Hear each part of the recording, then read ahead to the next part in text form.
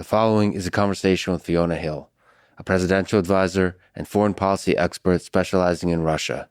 She has served the Bush, Obama, and Trump administrations, including being a top advisor on Russia to Donald Trump. She has made it to the White House from humble beginnings in the north of England, a story she tells in her book, There's Nothing for You Here. And now, a quick few-second mention of each sponsor. Check them out in the description. It's the best way to support this podcast. We got Mizanamane for style, Calm for meditation, Athletic Greens for multivitamins and happiness, and Element for electrolytes and also happiness. Choose wisely, my friends. And now, onto the full ad reads. As always, no ads in the middle. I try to make these interesting, but if you skip them, please still check out our sponsors. I enjoy their stuff. They bring me happiness, and maybe they will bring happiness to you as well. This show is brought to you by Mizanamane. I'm wearing a Mizanamane shirt right now. They make comfortable, stylish. I'm not sure why there was an increase in intonation. Maybe I've been spending a little too much time in San Francisco recently. Just kidding, friends. Just kidding. The maker of comfortable, stylish dress shirts is what Mizanamane is. I just have their black dress shirts. They have a bunch of stylish ones, but, minimalism, simplicity sets my soul ablaze. It feels like an expression that nobody says anymore, or maybe ever said, ever. The way it fits, the way it feels, it's breathable, it's lightweight, it just feels great. My favorite dress shirt that I've ever worn. So when I'm not wearing a suit and tie and I'm not wearing a t-shirt, like the in-between is usually a black dress shirt, and which I've done for many, many, many years. And when I discovered Mizanamane, that was just like an upgrade, physically and spiritually. Right now, you can get a special discount. Just go to Mizanamane.com and use promo code LEX. This show is also brought to you by Calm. The best name for a meditation app. It is a meditation and mental wellness app. Over 100 million people around the world use it to take care of their minds as a dog is barking outside. I wonder if there's a way to have an app that guides meditation for dogs. Of course, cats have already achieved Zen status. They give 0 Fs about any of the troubles of the world. For better or worse, our mind is not as zen as a cat's. The human mind. The human mind is full of complex traumas and difficulties and stresses and fears and hopes and just the roller coaster of life. And through that, you have to remain centered. And meditation, guided meditation, is great for that. I can highly recommend Calm. You can get a discount on their premium subscription, which includes hundreds of hours of programming. Check it out at calm.com/Lex. This show is also brought to you by one of my, if not the favorite sponsor of all time, the greatest of all time, the GOAT of sponsors. Not really. I don't think there's a ranking. There's not an ELO rating for sponsors, but I really enjoy those guys. They're great. Anyway, it's Athletic Greens. They make a drink that I drink twice a day now, AG1. It has all the nutritional stuff in it that you'll ever need. It basically replaces a multivitamin and helps you achieve peak mental and physical performance, whatever the heck crazy stuff you do every day, which I do as well. Fasting, keto, all that kind of stuff. Stressed, whatever the heck is going on with my life. Maybe I forget to eat, or maybe I eat a bunch of nonsense that I shouldn't have eaten. All of that together, combined, is okay, as long as you have that basis of Athletic Greens. And they have travel packs, which I travel with, and when I forget to bring them with me, I have an existential crisis. No, I'm okay. But it does make me feel better. It makes me feel like I'm at home when I bring them with me. They'll give you a 1-month supply of fish oil when you sign up at athleticgreens.com/Lex. This episode is brought to you. There's like the goats of sponsors on this episode today. Some sponsors I use a little bit, some sponsors I use a lot, and this is a lot. So Element, electrolyte drink mix I drink many times a day. Like I'm about to go on a run now. I'm going to drink some Element to make sure I'll have the electrolytes I need in case I'm feeling pretty good about myself and I'm going to do like more than 10 miles, 10, 12, 14, 15. One of these days, I'm just going to keep running. I'm going to pull a Forrest Gump. I'm just going to keep running. There's not going to be a podcast. All my responsibilities, the people waiting for me on meetings, all the stuff at MIT, in my personal life, tweets, all of that, it's just going to disappear. And there's going to be me with a beard running somewhere in the middle of the country. And the only thing I'll have with me, besides maybe coffee and the diners I'll stop along the way, is Element. Anyway, get a sample pack for free with any purchase. Try it at drinkelement.com/Lex. This is the Lex Friedman podcast. To support it, please check out our sponsors in the description. And now, dear friends, here's Fiona Hill.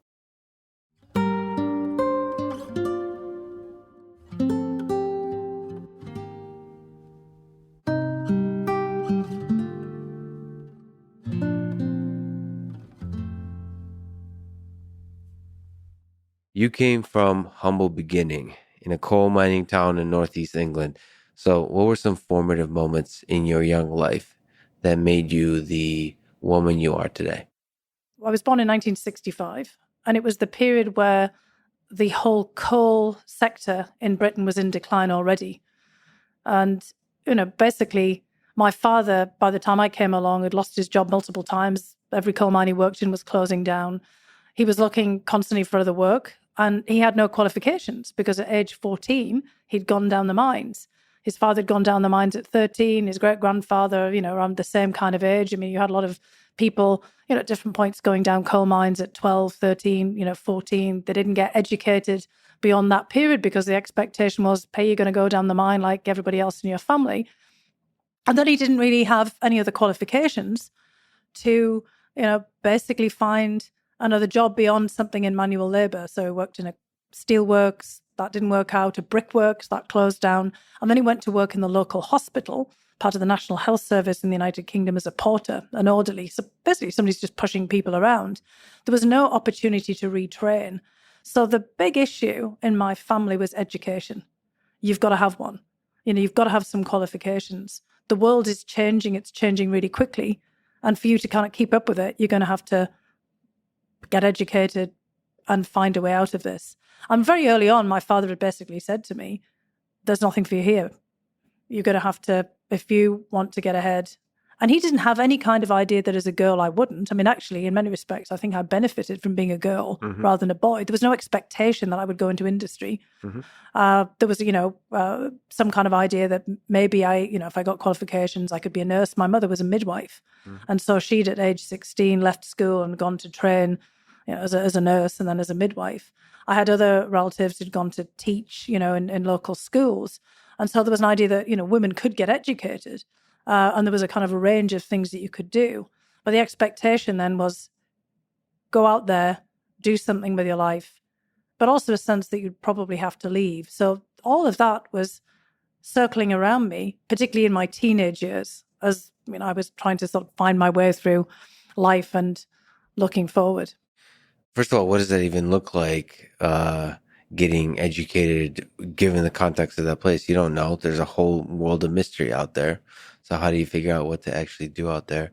But was there moments, formative moments, either challenging or just inspiring, where you wondered about what you want to be, where you want to go? Yeah, there were a number of things. I think like a lot of kids, you talk to people, and particularly from blue collar backgrounds, you say, what did you want to do? Boys might say, I wanted to be a fireman, or you got, kind of, at one point as a little girl, I wanted to be a nurse, and I had a little nurse's uniform like my mother. I didn't really know what that meant, but, I used to go around pretending to be a nurse. I even had a little magazine called Nurse Nancy, and I used to read this.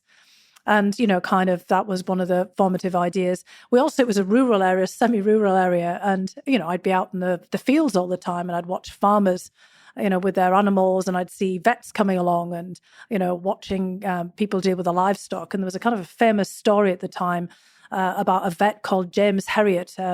It became here in the United States as well and was a sort of a TV miniseries. He'd written a book, and he was the vet for one of my great aunt's dogs. And people were always talking about him. And I thought, oh, I could be a vet. And then one day I saw one of the local vets with his hand up the backside of a cow in a field, and he'd got his hand stuck and the cow was kicking him. And I thought, yeah, maybe not actually. No, I don't think I want to be a vet. So I cycled through all of these things about, okay, I could get an education, but the whole sense was you had to apply your education. It wasn't an education for education's sake. It was an education to do something. And when I was about 14 or 15, my local member of parliament came to the school. And it was one of these, pep talks for kids in these, deprived areas. He had been quite prominent in local education. And now he was a member of parliament. He himself had come from a really hard scrabble background and had risen up through education. He'd even gone to Oxford and done philosophy, politics, and economics. And he basically told my class, even though it was highly unlikely any of us were really going to get ahead and go to elite institutions, look, you can get an education. You don't have to be held back by your circumstances. But if you do get an education, it's a privilege and you need to do something with it. So then I'm thinking, well, what could I do? Okay, an education is a qualification. It's to do something. Most people around me I knew didn't have careers. I mean, my dad didn't really have a career. He had jobs. My mum, thought of her nursing as a career, though, and it genuinely was. And she was out there trying to help women survive childbirth. My mother had these horrific stories, basically over the dining room table. I wish she'd stop. She'd leave out her nursing books. And I tell you, if everyone had my mum as a mother, there'd be no reproduction on the planet. Yeah. It was just these grim, horrific stories of breached births and fistulas and all kinds of horrors that my sister and I would just go, oh my God, what? Please stop. So I thought, well, I don't necessarily want to go in that direction. But it was the timing that really cinched things for me. I was very lucky that the region that I grew up, County Durham, despite the massive decline, deindustrialisation, and the complete collapse of the local government system around me, still maintained money for education. And they also paid for exchanges. And we had exchange programs with cities in Germany and France, also in Russia, in Kostroma, near Yaroslavl, for example, an old textile town, similar, down in its kind of region, but, quite historic in the Russian context. In fact, the original birthplace of the Romanov dynasty in Kostroma, just as County Durham, was quite a distinguished historic area in the British context. And so there was an idea that I could go on exchanges, I could learn languages. I studied German, I studied French. And then in 1983, there was the war scare, basically provoked by the Euro missile crisis. So the stationing of new categories of strategic nuclear weapons and intermediate nuclear weapons in Western Europe and in Eastern Europe during the height of the Cold War. And this Euro missile crisis over SS-20 and Pershing missiles went on from 1977, so when I was about 11 or 12, all the way through into the later part of the 1980s. And in 1983, we came extraordinarily close to a nuclear conflict. It was very much another rerun of the Cuban Missile Crisis of 1962. So 20 years on, same kind of thing. The Soviets misread, although I didn't know this at the time, I know a lot of this, after the fact, but the tension was palpable. But what happened was the Soviets misread the intentions of a series of exercises, Operation Able Archer, that the United States was conducting, and actually thought that the United States might be preparing for a first nuclear strike. And that then set off a whole set of literal chain reactions in the Soviet Union. Eventually, it was recognized that, all of this was really based on misperceptions. And of course, that later led to negotiations between Gorbachev and Reagan for the Intermediate Nuclear Forces, the INF Treaty. But in 1983, that tension was just acute. And for as a teenager, we were basically being prepped the whole time for the inevitability of nuclear Armageddon. There were TV series, films in the United States and the UK, threads the day after. We had all these public service announcements telling us to seek sanctuary or cover in the inevitability of a nuclear blast. And, my house was so small. They said, look for a room without a window. There were no rooms without windows. My dad put on these really thick curtains over the window, and said if there was a nuclear flash, we'd have to, get down on the floor, not look up, but the curtains would help. And we were like, this is ridiculous, Dad. And we would all try to see if we could squeeze in the space under the stairs, a cupboard under the stairs, like Harry Potter. It was all just, totally nuts. Or you had to throw yourself in a ditch if you were outside. And I thought, well, this isn't going to work. And one of my great uncles who had fought in World War II said, well, look, you're good at languages, Fiona. Why don't you go and study Russian? Try to figure it out. Figure out why the Russians are trying to blow us up. Because, during the... Go talk to them. Exactly. During World War II, yeah, the United Kingdom, the United States and the Soviet Union had all been wartime allies. And my Uncle Charlie thought, well, there's something gone wrong here. Maybe you can figure it out. And as you said, go talk to them. So I thought, okay, I'll study Russian. So that's really how this came about. I thought, well, it's applying education. I'll just do my very best to understand everything I possibly can about the Russian language and the Soviet Union, and I'll see what I can do. And I thought, well, maybe I could become a translator. So I had visions of myself sitting around, listening to things in a big headset and, basically translating perhaps at some, future arms control summit.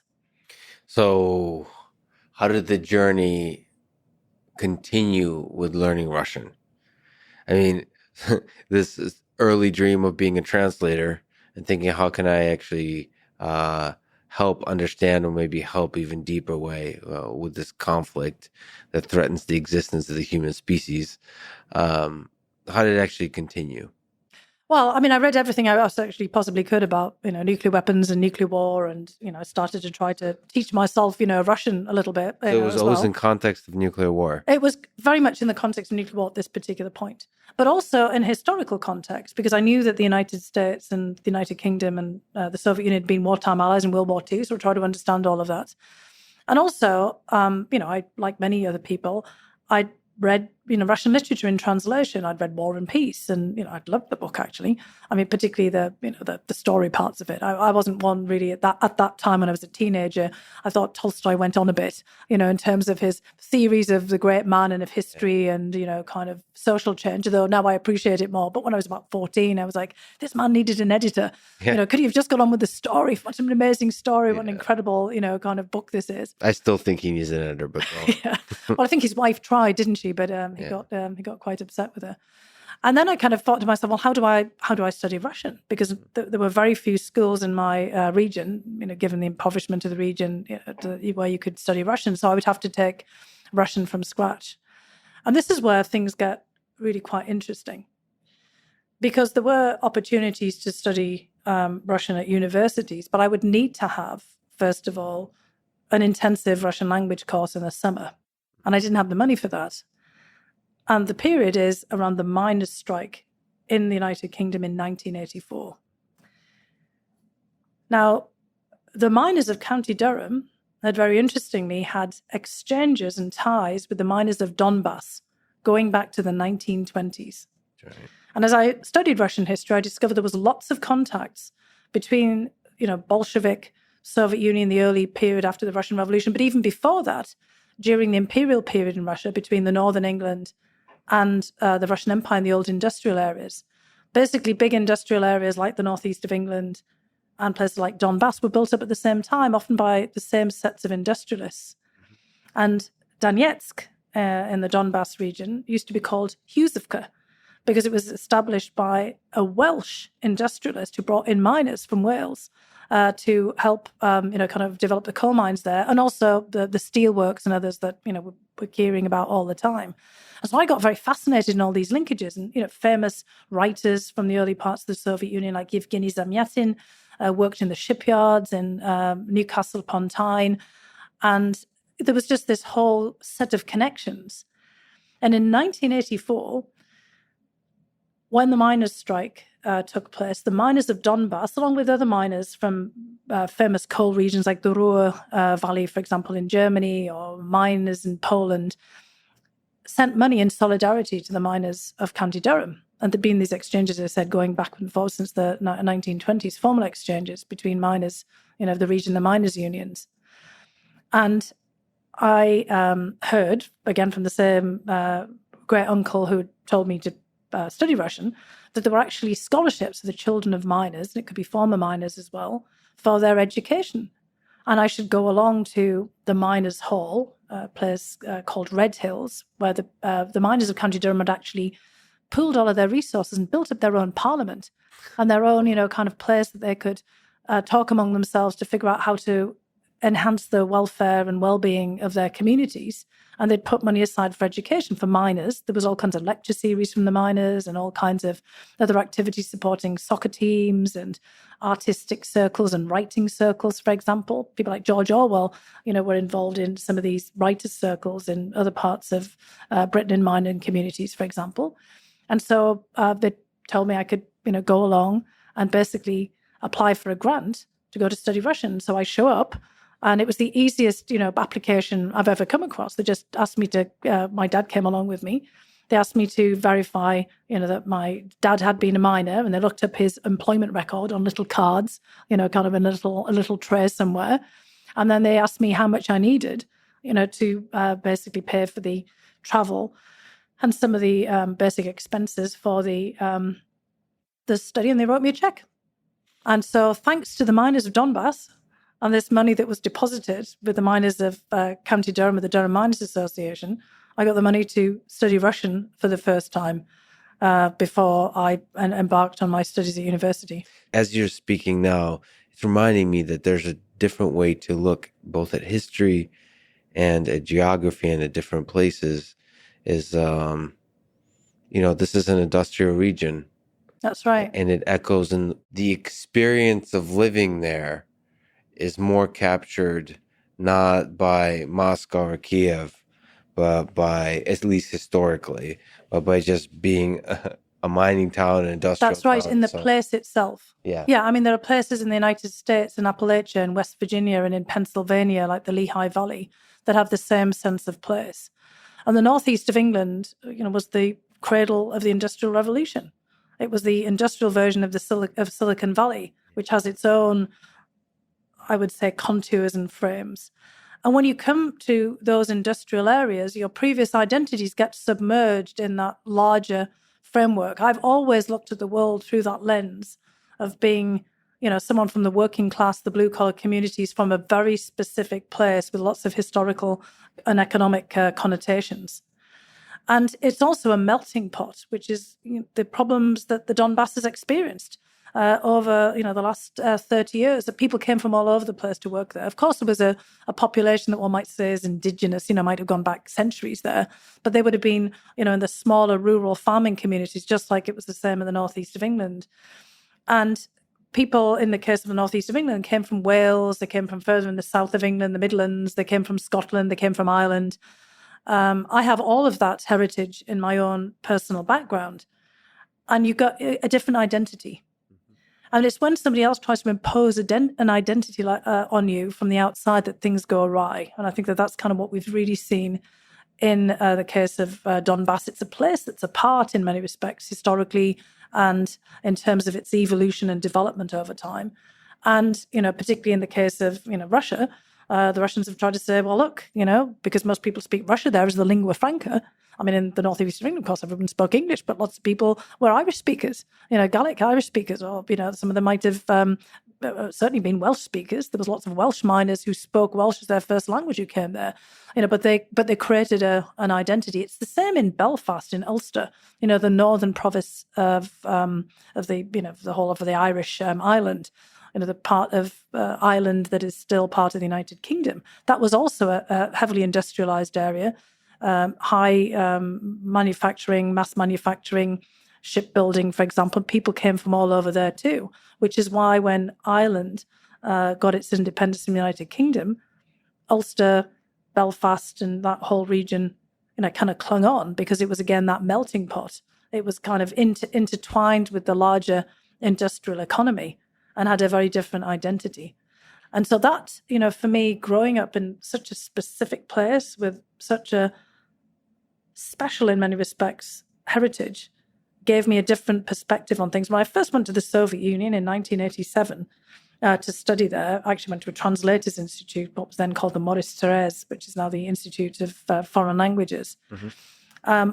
I was immediately struck by how similar everything was to the north of England, because it was just like one big working class culture that had sort of broken out onto the national stage. Everything in Northern England was nationalised.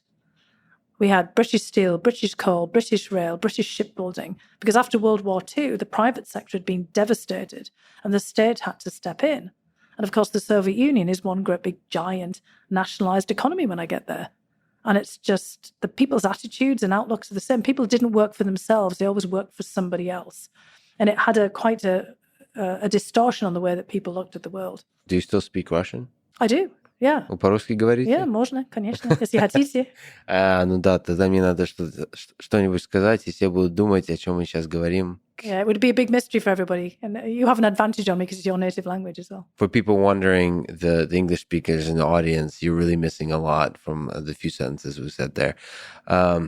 Yeah, it's a fascinating language that stretches actually geographically across a very large part of this world. So there you are in 1987, an exchange student in the Soviet Union. What was that world like?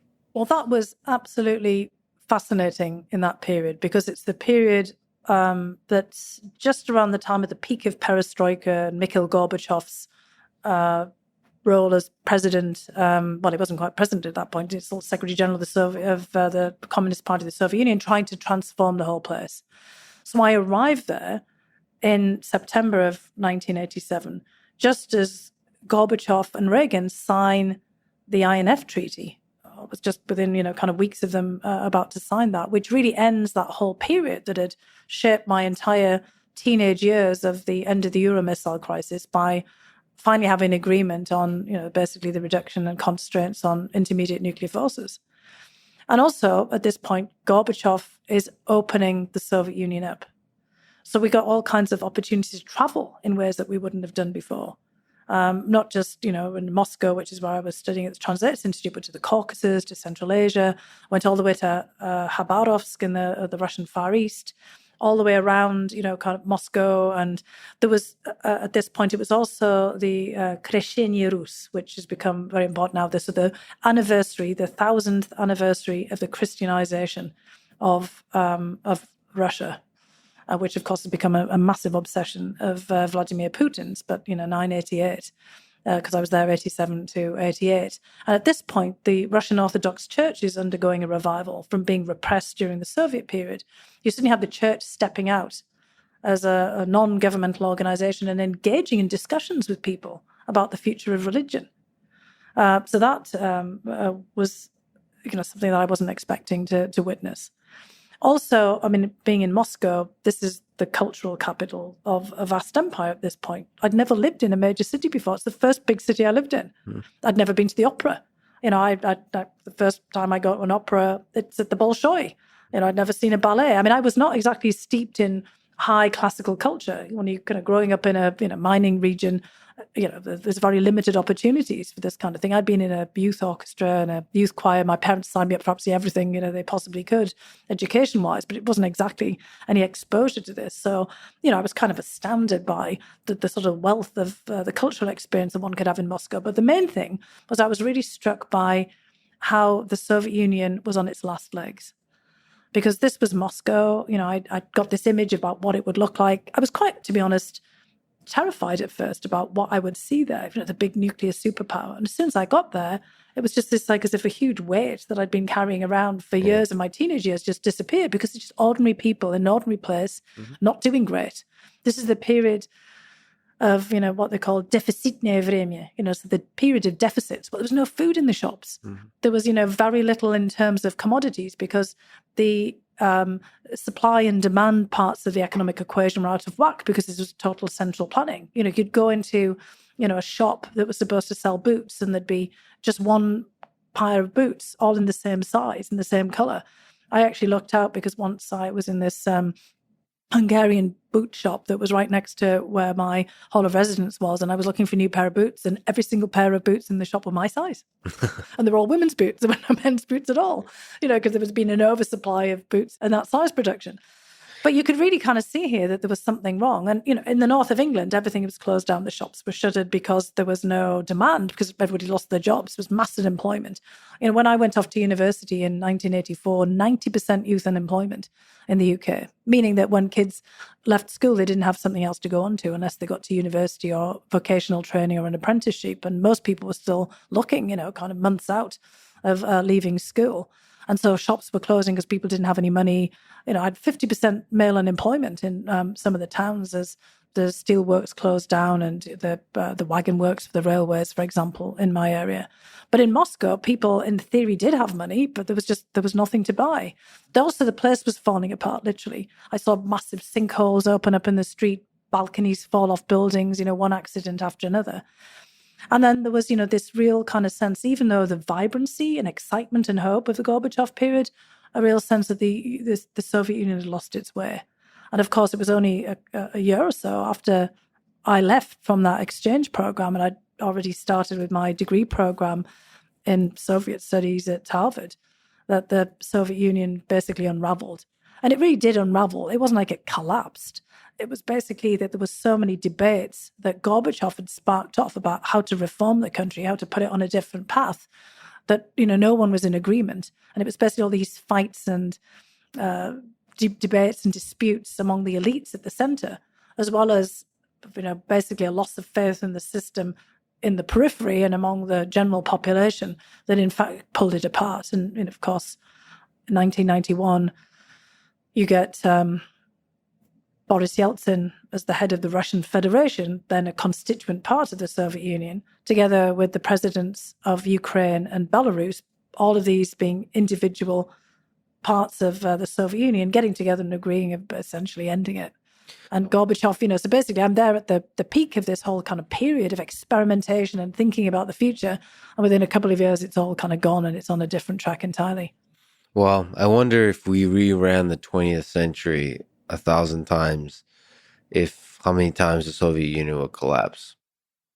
Yeah, I wonder about that too. And I also wonder about what would have happened if it didn't collapse and Gorbachev had found a different direction.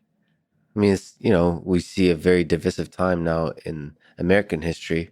The United States of America has very different cultures, very different beliefs, ideologies within those states. But that's kind of the strength of America. There's these little laboratories of ideas. Until, though, that they don't keep together. I mean, I've had colleagues who have described what's happening in the US right now as a kind of soft secession, with states, going off in their own direction. And the center in not which holding. states?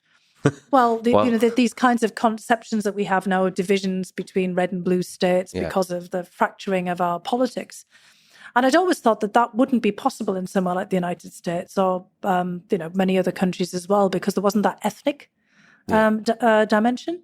But in fact, many of the way that people talk about politics has given it that kind of appearance in many respects. Because look, I mean, we know from the Soviet Union and the Soviet period, and from where you're from, originally in Ukraine, that language is not the main signifier of identity, and that identity can take all kinds of other forms. That's really interesting. I mean, but there has to be a deep grievance of some kind.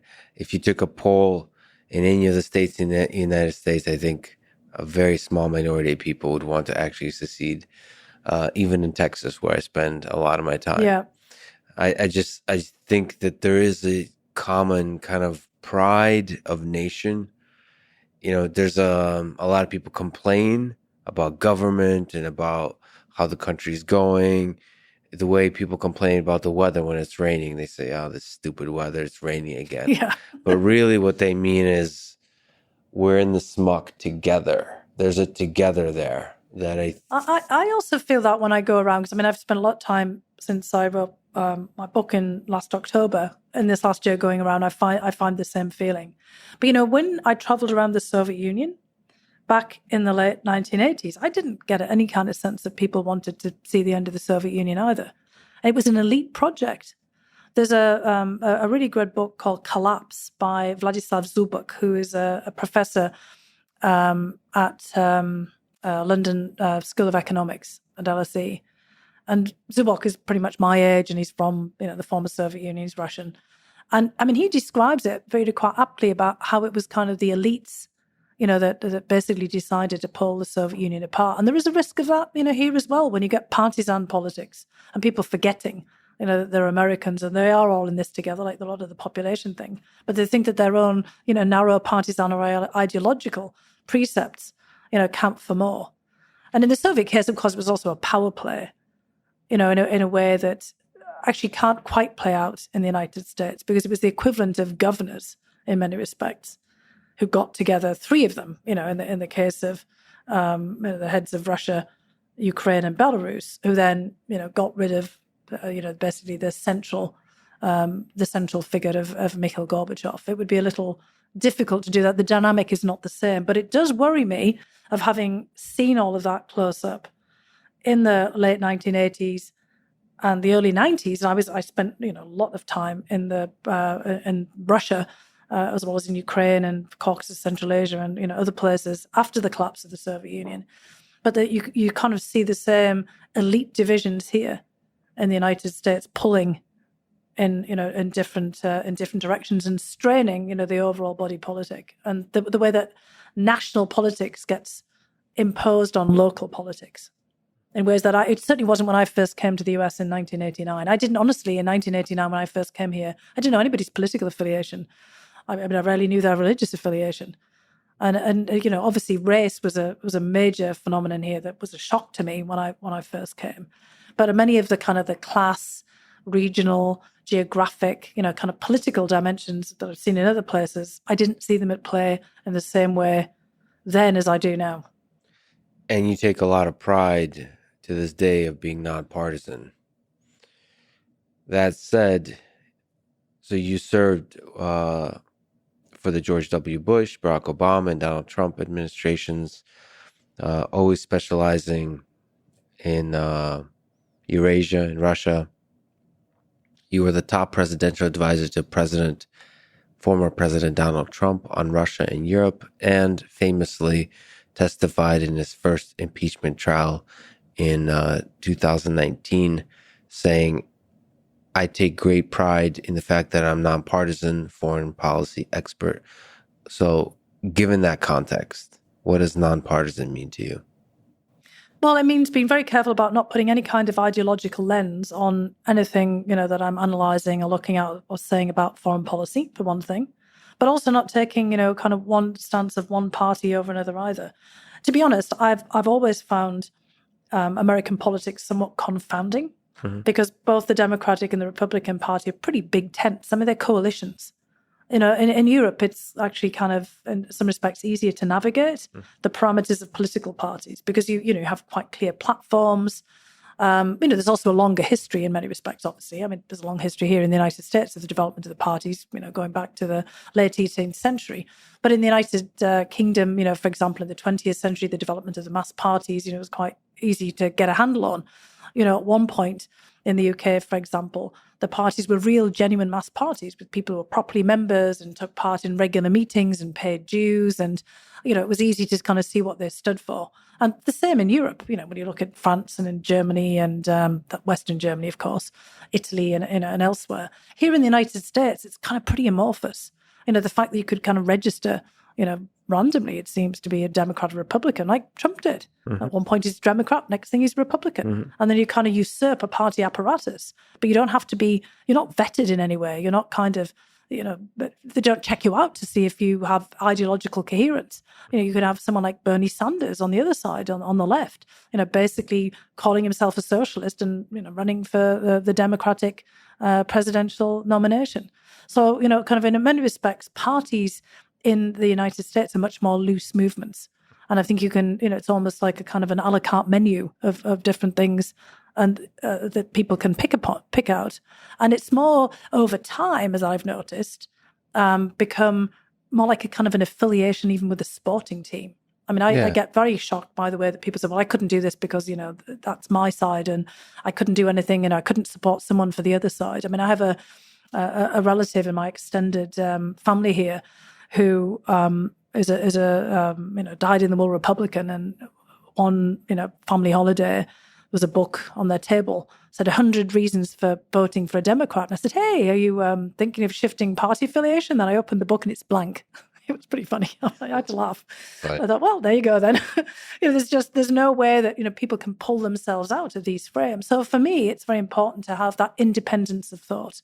Mm-hmm. I think you can be politically engaged on the issues, but, basically without taking a stance that's defined by some ideology or some sense of kind of partisan affiliation. I think I tweeted about this, maybe not eloquently. And the statement, if I remember correctly, was something like, if you honestly can't find a good thing that Donald Trump did or a good thing that Joe Biden did, you're not thinking about ideas. You just picked the tribe. I mean, it was more eloquent than that, but it's basically, this is a really good test to see, are you actually thinking about like how to solve problems versus like your red team or blue team, like a sporting team. Can you find a good idea of Donald Trump's that you like if you're somebody who's against Donald Trump, and like acknowledge it to yourself privately? Oh, that's a good idea. I'm glad he said that. Or And he's like, even asking the right kinds of questions, which he often did, actually. I mean, obviously put them in a way that most of us wouldn't have done. But there was often kind of questions about, why is this happening? Why are we doing this? And, we have to challenge ourselves all the time. So, yeah, actually, why are we doing that? And then you have to really inspect it and say whether it's actually worth continuing that way or whether you should be doing something differently. Now, he had a more kind of destructive quality to those kinds of questions. But maybe it's the real estate developer in him that was, taking a big wrecking ball to all of these kinds of, sacred edifices and things like that. But often, if you really paid attention, he was asking a valid set of questions about why do we continue to do things like this. Now, we didn't often have answers about what he was going to do in response, but those questions still had to be asked, and we shouldn't be just rejecting them, out of turn. and the another strength, the thing that people often that criticize Donald Trump will say is a weakness, is his lack of civility can be a strength, because I feel like sometimes bureaucracy functions on excessive civility. Like actually, I've seen this. It's bureaucracy in all forms. Like in tech companies, as they grow, everybody kind of, you're getting pretty good salary. Everyone's comfortable, and there's a meeting, and you discuss how to move stuff forward, and like, you don't want to be the asshole in the room that says, why are we doing this way? This is this could be unethical. This is hurting the world. This is totally a dumb idea. Like, I mean, I could give specific examples that I have on my mind currently that are technical, but the point is, oftentimes the person that's needed in that room is an asshole. Yeah. That's why Steve Jobs worked. That's why Elon Musk works. You have to roll in. That's what first principles thinking looks like. The one bit when it doesn't work is when they start name calling, Sure. kind of inciting violence against, the people that they disagree with. So that was kind of a problem, because I mean, often when, when I was in the administration, I had all of Europe in my portfolio as well as Russia. And there were many times when, we were dealing with our European colleagues where he was asking some pretty valid questions about, well, why should we do this if you're doing that? For example, the Nord Stream 2 pipeline. The United States has been opposed to Europe's reliance on gas and oil exports from Russia, the Soviet Union, since the 70s and 80s. And Trump kept pushing this idea about, so why are we, spending so much money on NATO and NATO defense, and we're all talking about this, if you're then, basically paying billions, to Russia for gas? Isn't this, contradictory? And of course it was. But it was the way that he did it. And I actually, one instance had a discussion with a European defense minister who basically said to me, look, he's saying exactly the same things as people said before him, including, former Defense Secretary Gates. It's just the way he says it. Mm-hmm. So they took offense. And then as a result of that, they wouldn't take action because they took offense at what he said. So it was a kind of then a way of, could you find some other means of, massaging this communication to kind of make it effective, which we would always try to focus on. Because it's a kind of it was the delivery, but the actual message was often spot on in those kinds of issues. I mean, he was actually highlighting, these ridiculous discrepancies between what people said and what they actually did. And it's the delivery, the charisma in the room too. I'm also understanding the power of that, of a leader. It's not just about what you do at a podium. but in a room with advisors, how you talk about stuff, how you convince other leaders. Yeah, you don't do it through gratuitous insults and incitement to violence. That's one of the things you just I mean, you don't get anywhere on that front. well, I mean, it's possible.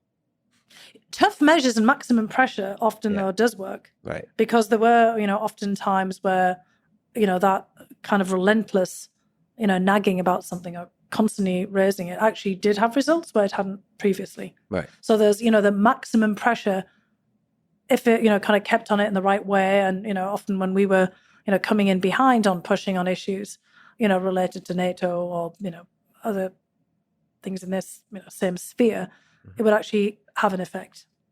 It just doesn't get talked about because it gets overshadowed by, all of the other kind of stuff around this and the way that, he interacted with people and treated people. What was the key insights to your testimony in that impeachment? Look, I think there is a straight line between that whole series of episodes and the current war in Ukraine. Because Vladimir Putin and the people around him in the Kremlin concluded that the US did not care one little bit about Ukraine and it was just a game. For Trump, it was a personal game. He was basically trying to get Vladimir Zelensky to do him a personal favor related to his desire to stay on in power in the 2020 election. And generally, they just thought that we were using Ukraine as some kind of proxy or some kind of instrument within our own domestic politics, as that's what it looked like. And I think that, as a result of that, Putin, took the idea away that he could, do whatever he wanted. We were constantly being asked, even prior to this, by people around Putin, like, Nikolai Patrushev, the head of the National, Security Council equivalent in Russia, who we met with frequently. What's Ukraine to you? We don't get it. Why do you even care? So they thought that we weren't serious. That we weren't serious about Ukraine's territorial integrity and its independence, or it is a national security player. Mm-hmm. And Putin also thought that he could just manipulate the political space in the United States. And actually, he could, because he was doing was seeding all this dissent and fueling, already, debates inside of US politics, the kinds of, things that we see just kind of coming out now. This kind of idea that Ukraine was a burden, that Ukraine was, basically just trying to extract things from the United States. The Ukraine had somehow played inside of US politics. Trump was convinced that the Ukrainians had done something against him, that they had intervened in the elections. And that was kind of, a combination of people around him trying to find excuses to, kind of what had happened in the election to kind of divert attention away from Russia's interference in 2016 and the Russians themselves poisoning the well against Ukraine. So you had a kind of a confluence of circumstances there. And what I was trying to get across in that testimony was the national security imperative of basically getting our act together here and separating out what was going on in our domestic politics from what was happening in our national security and foreign policy. I mean, I think we contributed in that whole mess around the impeachment, but just the whole parallel policies around Ukraine to the war that we now have that we're confronting. Signaling the value we place in peace and stability in that part of the world, or the reverse, by saying we don't care. Yeah, we seem to not care. It was just a game. But I mean, the U.S. role in that war is a very complicated one. That's that's one of the variables. Just on that testimony, did it in part break your heart that you had to testify essentially against the president of the United States? Or is that not how you saw it? I don't think I would describe it in that way. I think what I was deeply disappointed by what I saw happening in the American political space. I didn't expect it. Look, I was a starry-eyed immigrant. Mm-hmm. I came to the United States with all of these expectations of what the place would be. I'd already been disabused of, some of the, let's just say, rosy perspectives I had in the United States. I'd been shocked by the depths of racial problems. It doesn't even sum up the problems we have in the United States. I mean, I couldn't get my head around it when I first came. I mean, I'd read about slavery in American history, but I hadn't fully fathomed, really the way that it was ripping apart the United States. I mean, I'd read Alexei Tocqueville, and he'd commented on this, and it obviously hadn't, kind of changed to the way that one would have expected all this time, from the 18th, century onwards. So that was kind of one thing that, that I realized that the civil rights movement and all of these, acts of expansion of suffrage and everything else were imperfect at best. And I was born in 1965, the same time as the Civil Rights Act. It was a heck of a long way still to go. So I wasn't, let's just say, as starry-eyed about everything as I'd been before, but I really saw an incredible competence and professionalism in, the US government. It was, and in the election system and the integrity of it. And I really saw that. I saw that the United States was the gold standard for, kind of some of its, institutions. And I worked in the National Intelligence Council, and I'd seen the way that the United States had tried to address the problems that it had faced in this just whole botched analysis of Iraq and this terrible strategic blunder of, honestly, a crime in my view of invading Iraq. And but the way that people were trying to deal with that in the aftermath. I mean, I went into the National Intelligence Council and the DNI, the Office of the Director of National Intelligence, when they were coming to terms with what had gone wrong in the whole analysis about Iraq in 2003, in the whole wake of people trying to pull together after 9/11 and to learn all of the lessons from all of this. And I saw, just really genuine striving and deliberation about what had gone wrong, what lessons could we learn from this. And then suddenly I found myself in this, I couldn't really describe it in any way, just totally crazy looking glass, thinking of, Alice in Wonderland, Alice through the looking glass version of American politics. Mm-hmm. I mean, I'd seen everything starting to unravel over a kind of a period of time before I'd been asked to be in the administration, but I did not expect it to be that bad. I honestly didn't. I mean, I'd been warned, by people that this was, kind of really a very serious turn that the United States had taken. But I really thought that national security would still be uppermost in people's minds. And it was, a lot of the people that I work with. But what I found, if you want to use that, term of heartbreaking, was the way in which all of these principles that I had really bought into and tried to uphold in the United States government and in the things that we were trying to do with me and my colleagues was just being thrown out the window. And that, I would have to step up in defense of them and in defense of my colleagues who were being lambasted and, criticized and given death threats for actually standing up and doing their own jobs. In particular on the topic of Ukraine? Not just on Ukraine, but on national security overall. So, I'd gone through this whole period, even before we got to that point, of seeing non-partisan government officials being attacked from all sides, left and right, and but especially the right, and being basically accused of being partisan hacks, deep state, yes, coup plotters, you name it. Their patriotism being questioned as well. And a lot of people I work with in government, like myself, naturalized Americans, a lot of them are immigrants, many were refugees. And many people had fought in wars on behalf of the United States in Iraq and Afghanistan being blown up. And, they'd put their lives on the line. They'd put their family lives on the line, because they believed in America. And they were reflections of Americans from all kinds of walks of life. Is what really made, that cliche of America great. It wasn't, whatever it was being, bandied around in these crude, crass political terms.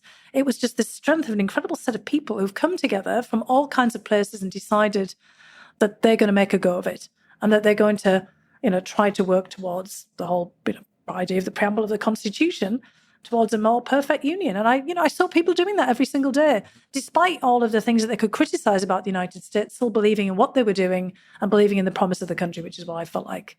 And then here we were, people were just treating it like a game, and they were treating people like dirt.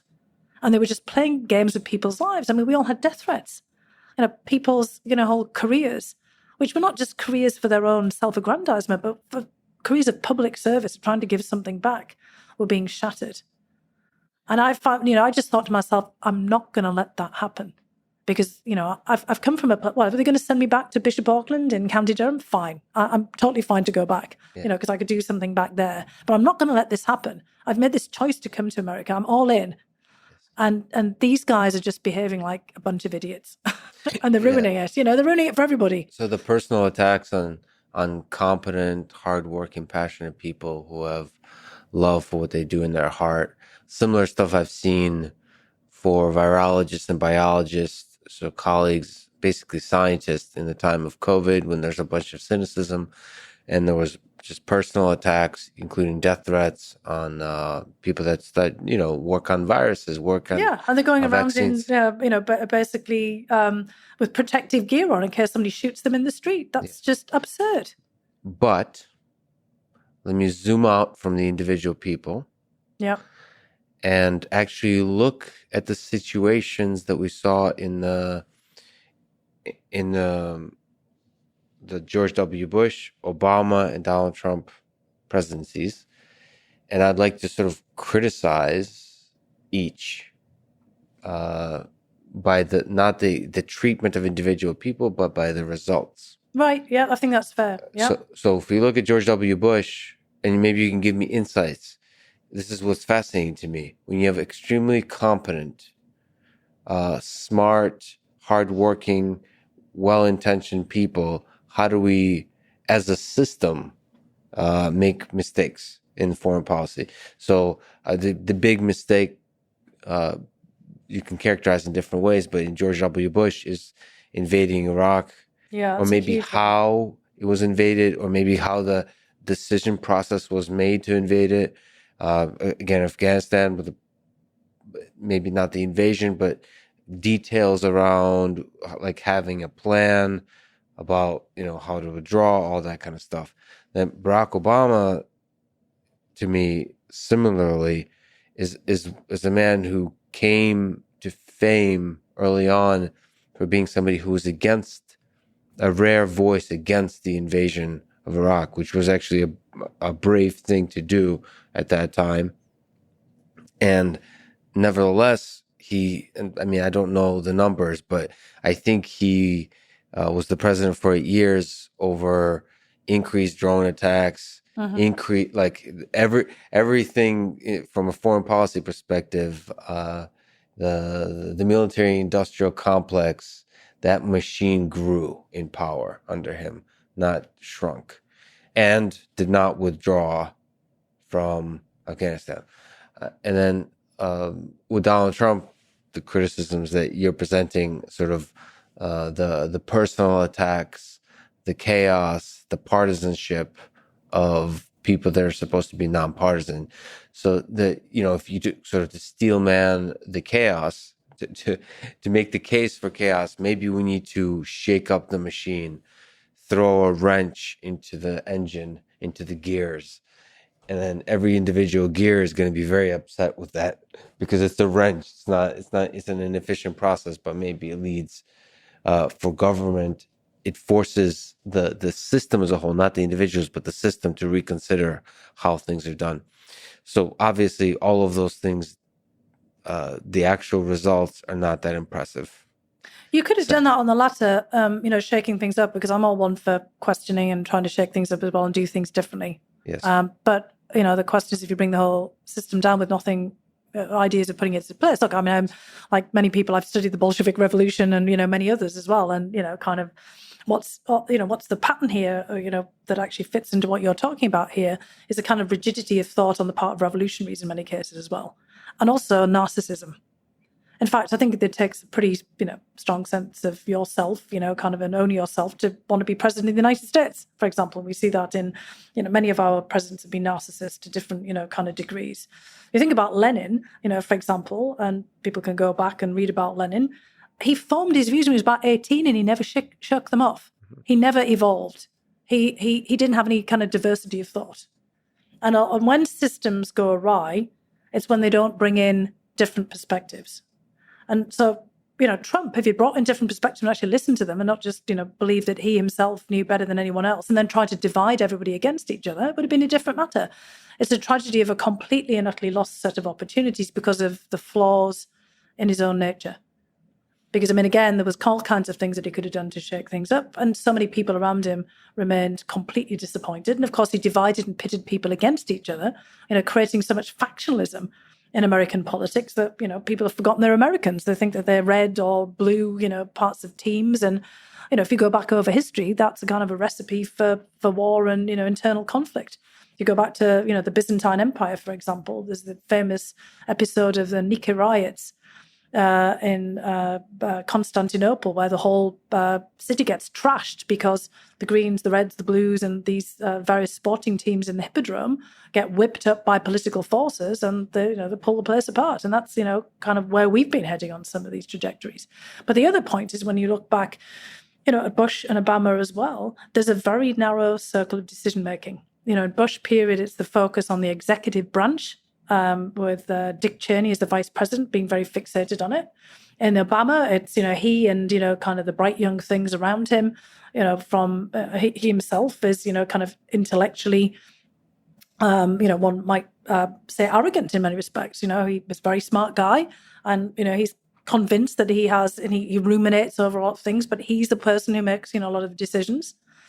And basically George W. Bush used to call himself the decider as well, right? I mean, they're all the people who make the decisions. It's not always as consultative as you might think it is. And for Trump, it's like, I'm not listening to anybody at all. It's just me and whatever it is that I've woken up today and I've decided to do. So I think, the problem with all of our systems, why we don't get results, is because we don't draw upon, the diversity of opinion and all the ideas of, people out there. Like, you do that in science. Mm-hmm. All my friends and relatives are in science. They've got these incredible collaborations with people, across the world. I mean, how did we get to these vaccines for the COVID virus? Because of this incredible years of collaboration and of, sharing results and sharing ideas. And our whole system has become ossified. We think about the congressional system, for example, as well. And there's, this kind of rapid, turnover that you have in Congress every 2 years. There's no incentive for people, basically to work with others. They're constantly campaigning. They're constantly trying to appeal to whatever their base is. And they don't really care about, some do, of their constituents, but a lot of people don't. And the Senate, it's all kind of focused on the game of legislation for so many people as well. Not focusing again on that kind of sense about what are we doing like scientists to kind of work together, for the good of the country to push things along. And also our government also is siloed. There's not a lot of mechanisms for bringing people together. There ought to be, and things like the National Security Council, the National Intelligence Council actually did that quite successfully at times for analysis that I saw. But we don't have, we have it within the National Institutes of Health, but we saw the CDC breakdown on this, kind of front. We don't have sufficient of those institutions that bring people together from all kinds of different backgrounds. And one of the other problems that we've had with government, with the federal government over, state and local government, is it's actually quite small. People think that the federal government's huge because we've got postal service and the military that are part of it. But your actual federal government employees is a very small number. And, the senior executive service part of that is the older white guys, who kind of come up all the way over the last, several decades. We have a really hard time bringing in younger people into that kind of government service, unless they're political hacks, and they want to, or they're kind of looking for power and, sort of influence. We have a hard time getting people like yourself and other, younger people kind of coming in to make a career out of public service, and also retaining them, because, people with incredible skills often get poached away into the private sector. And, a lot of the people that I work with on the national security side are now at all kinds of, high-end political consultancies, or they've gone to Silicon Valley and they've gone to this place and that place. Because after a time as a younger person, they're not rising up particularly quickly, because there's a pretty rigid way of looking at the hierarchies and the promotion schemes. And they're also getting lambasted by everybody. People are like, public servants, they're not really public servants. There's this whole lack and loss of a kind of a faith in public service.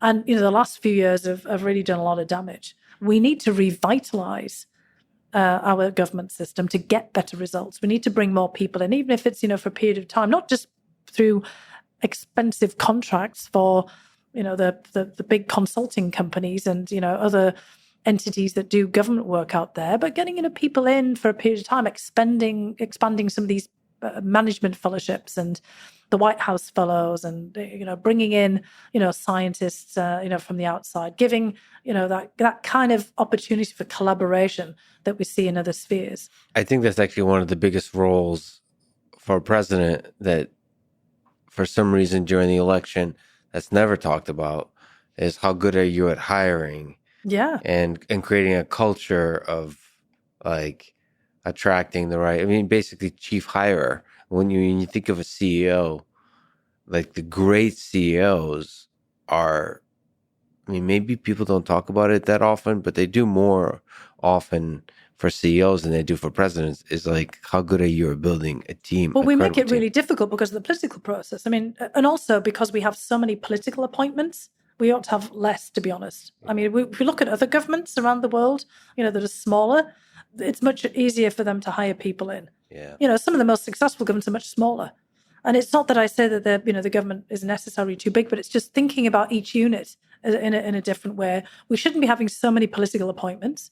We should kind of find more professional appointments, more non-partisan appointments, because with every single administration that we've had over the last, let's see, span of presidencies, they have jobs that are unfulfilled because they can't get their candidates through Congress and the Senate because of all the kind of political games that are being played. I know loads of people have just been held up because it's just on the whim of, some member of Congress, even though that the actual position that they want is really technical and doesn't really care about what political, preference they particularly have. So I think we have to try to look at the whole system of governance in the way that we would over, other professional sectors, and to try to think about this as, just as you said there, that this is a government that's actually running our country. This is an operating system, and you wouldn't operate it like that if you were, looking at it in any kind of rational way. It shouldn't be so ideologically or partisan tainted. So you're at every level anyway. So I would actually just say, make a bid for a more non-partisan approach to a lot of the parts of government. You can still kind of bring in, the political imprimatur, but also you have to explain to people writ large in America as well that this is your government. Yeah. And that actually you could also be part of this. Things like the Small Business Administration, the US Department of Agriculture, all these kind of things that actually people interact with, but they don't even know it. The Postal Service, all of these things.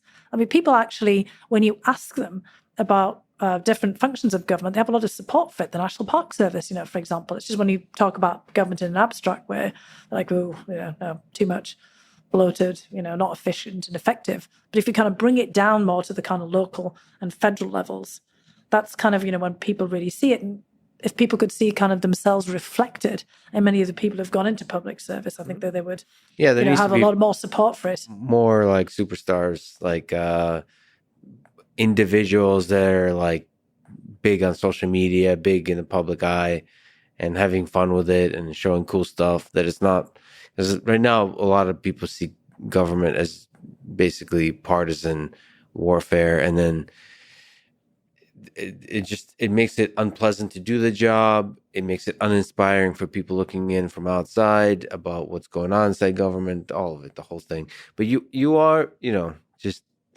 with all due respect, you're a pretty rare individual in terms of nonpartisanship. Like just actually your whole life story, the humbling aspect of your upbringing and everything like that. Do you think it's possible to have a lot of nonpartisan experts in government? Like, can you be a top presidential advisor on Russia for 10 years, for 15 years, and remain nonpartisan? I think you can. I don't think that's advisable, though, by the way, because I don't think anybody should be there. So your first advice is to fire yourself after 10 years? Well, you should definitely have term limits, just like you should in everything, right? I mean, it's just like tenure in universities. Well, we all have kind of like term limits. Yeah, you kind of, we do. We have natural term limits, but you're kind of, basically bottling it up for other people. I mean, what I'm trying to do now. I'm 57 now, and I always try to work with people from different generations to me, just like.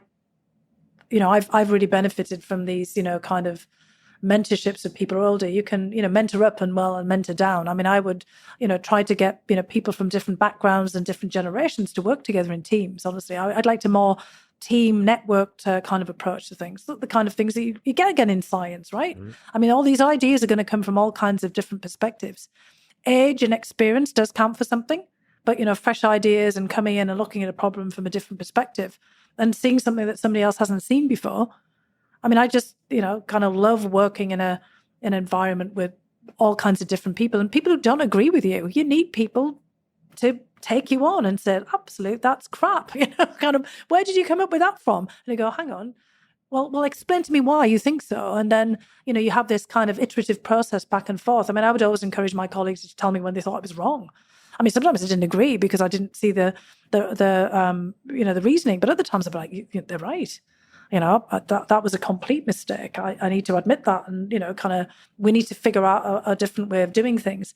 But the one point I do want to get across is there were a lot of people who were non-partisan that I worked with. I mean, honestly, in most of the jobs that I had up until more recently, I had no idea about people's political affiliation. It's just when you get into this kind of highly charged partisan environment, they kind of force people, to make decisions. And when you have, one political party or political faction that's trying to usurp power, it does make it quite difficult.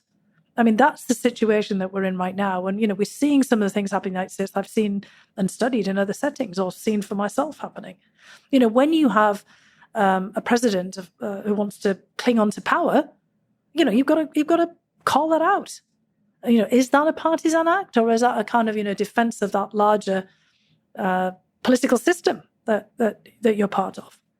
So I think we've got to recognize that even if you're not partisan, you can be politically engaged. And, sometimes you just have to stand up there and speak out, which is, what I did and what others did as well. None of those people who spoke out, can initially saw that as a partisan act, even if some of them since then have decided to make political choices they hadn't made before.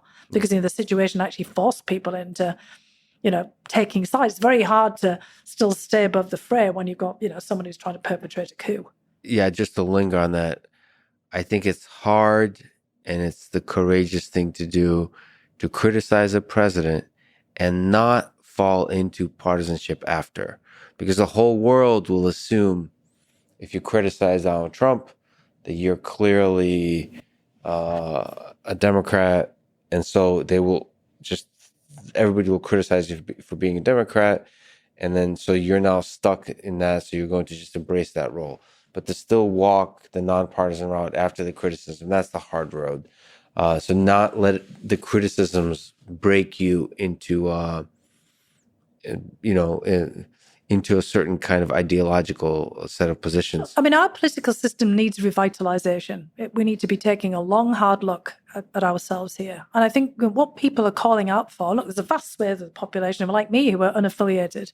Maybe some lean in one direction over another. And, unaffiliated doesn't mean you don't have views about things and political opinions. And, you may sound quite extreme on, some of those, either from a left or right perspective. But what people are looking for is a kind of an articulation, of things in a kind of a clear way that they can get a handle on. And they're also looking for a representation. Somebody's going to be there on, for you. Not part of a kind of a rigid team that you're excluded from. You're the ins and the outs. Look what people are looking at now. They're looking at that in the workplace because they're not finding that in politics. You're actually getting workers, pushing people talk about the rise of the worker, but people just saying, hang on a sec, the most important space that I'm in right now is my workplace because that's where my benefits are from. They're not coming from the state. Mm-hmm. I mean, that's a peculiarity of the United States system. In Britain, you've got the National Health Service and you've got all the kind of national-wide benefits. You're not tethered to your employer like you are in the United States. But here now we're asking people, people are pushing for more representation. They're asking to be represented within their workplace, be it Starbucks, where baristas are, the Starbucks employees are trying to unionize. We have unions among our research assistants at the Brookings Institution where I am, kind of teaching assistants in big universities are doing the same kind of thing as well, because they want to have their voice heard. They want to kind of play a larger role and they want to have change. And they're often pushing their companies or the institutions they work for to make that change because they don't see it happening in the political sphere. Mm-hmm. So it's not just enough to go out there and protest in the street, but if you want something to happen, that's why you're seeing big corporations playing a bigger role as well. Yeah, and of course, there's a longer discussion. There's also criticisms of that mechanisms of unions to achieve the giving of a voice to a people. This goes back to my own experience growing up in Northern England. The Durham miners that I was part of for generations, first person in my family not in the mines on my dad's side, they created their own association. It wasn't a union per se at the very beginning. Later, they became part of the National Miners' Union. They lost their autonomy and independence as a result of that. But what they did was they pooled their resources. They set up their own parliament so they could all get together. Literally, they built a parliament, and it opened in like the same time as World War I, and where they all got together because they didn't have the vote. They didn't have suffrage at the time because they didn't have any money. So they couldn't pay the tax, and they couldn't run for parliament. And this is, the kind of the origins of the organized labor parties later. But they create this association so they could talk about how they could deal with things of their own communities and have a voice in the things that mattered. Education, improving their work conditions. It wasn't like what you think about some kind of like big political trade union with, left-wing, kind of ideas. In fact, they actually tried to root out later after the Bolshevik Revolution in the Soviet Union, even when they were still having ties with places like the mines of Donbas in the 1920s, Trotskyites and, kind of Leninists and, communists. They were more focused on how to improve their own well-being. What they called the welfare. They had some welfare societies where they were kind of trying to think, and that's kind of what baristas in Starbucks want, or workers in Amazon. They're looking about their own well-being. It's not just about pay and work conditions. It's about what it means to be part of this larger entity, because you're not feeling that same kind of connection to politics, at the moment, because, you're being told by a representative, sorry, I don't represent you because you didn't vote for me. If you're not a Democrat, you're not a Republican, you're not red, you're not blue, you're not mine. And so people are saying, well, I'm in this workplace. This is kind of my collective. This is, therefore, this is where I'm going to have to try to push to make change. So, this is kind of happening here. And we have to, realize that, we've kind of gone in a way full circle back to that, kind of period of the early emergence of sort of mass labor and, the way that that's where the political parties that we know today and, the kind of early unions came out of as well. This sort of feeling of a mass society, but where people weren't really able to get together and implement or push for change. With unions at a small scale and a local scale, it's like every good idea on a small scale can become a bad idea on a large scale. Yeah. So like marriage is a beautiful thing, but at a large scale, it becomes the marriage industrial complex that tries to make money off of it, combined with the lawyers that try to make money off the divorce. It just becomes this caricature of a thing. Exactly. Or like Christmas and the holidays. It's like, it's just... I don't disagree, but what I'm saying is there's people are basically looking for something here. And, Yes. kind of, this is why, I myself am starting to think about much more local, kind of solutions to a lot of these, kind of problems. It's, again, the teamed networked approach. Mm-hmm. On the impeachment, looking back, because you're part of it, you get to experience it. Do you think they strengthened or weakened this nation? I think it weakened in many respects, just the way that it was conducted. There's a new book coming out by a couple of journalists in the Washington Post. I haven't actually seen it yet, but I really did, kind of worry that it became a spectacle.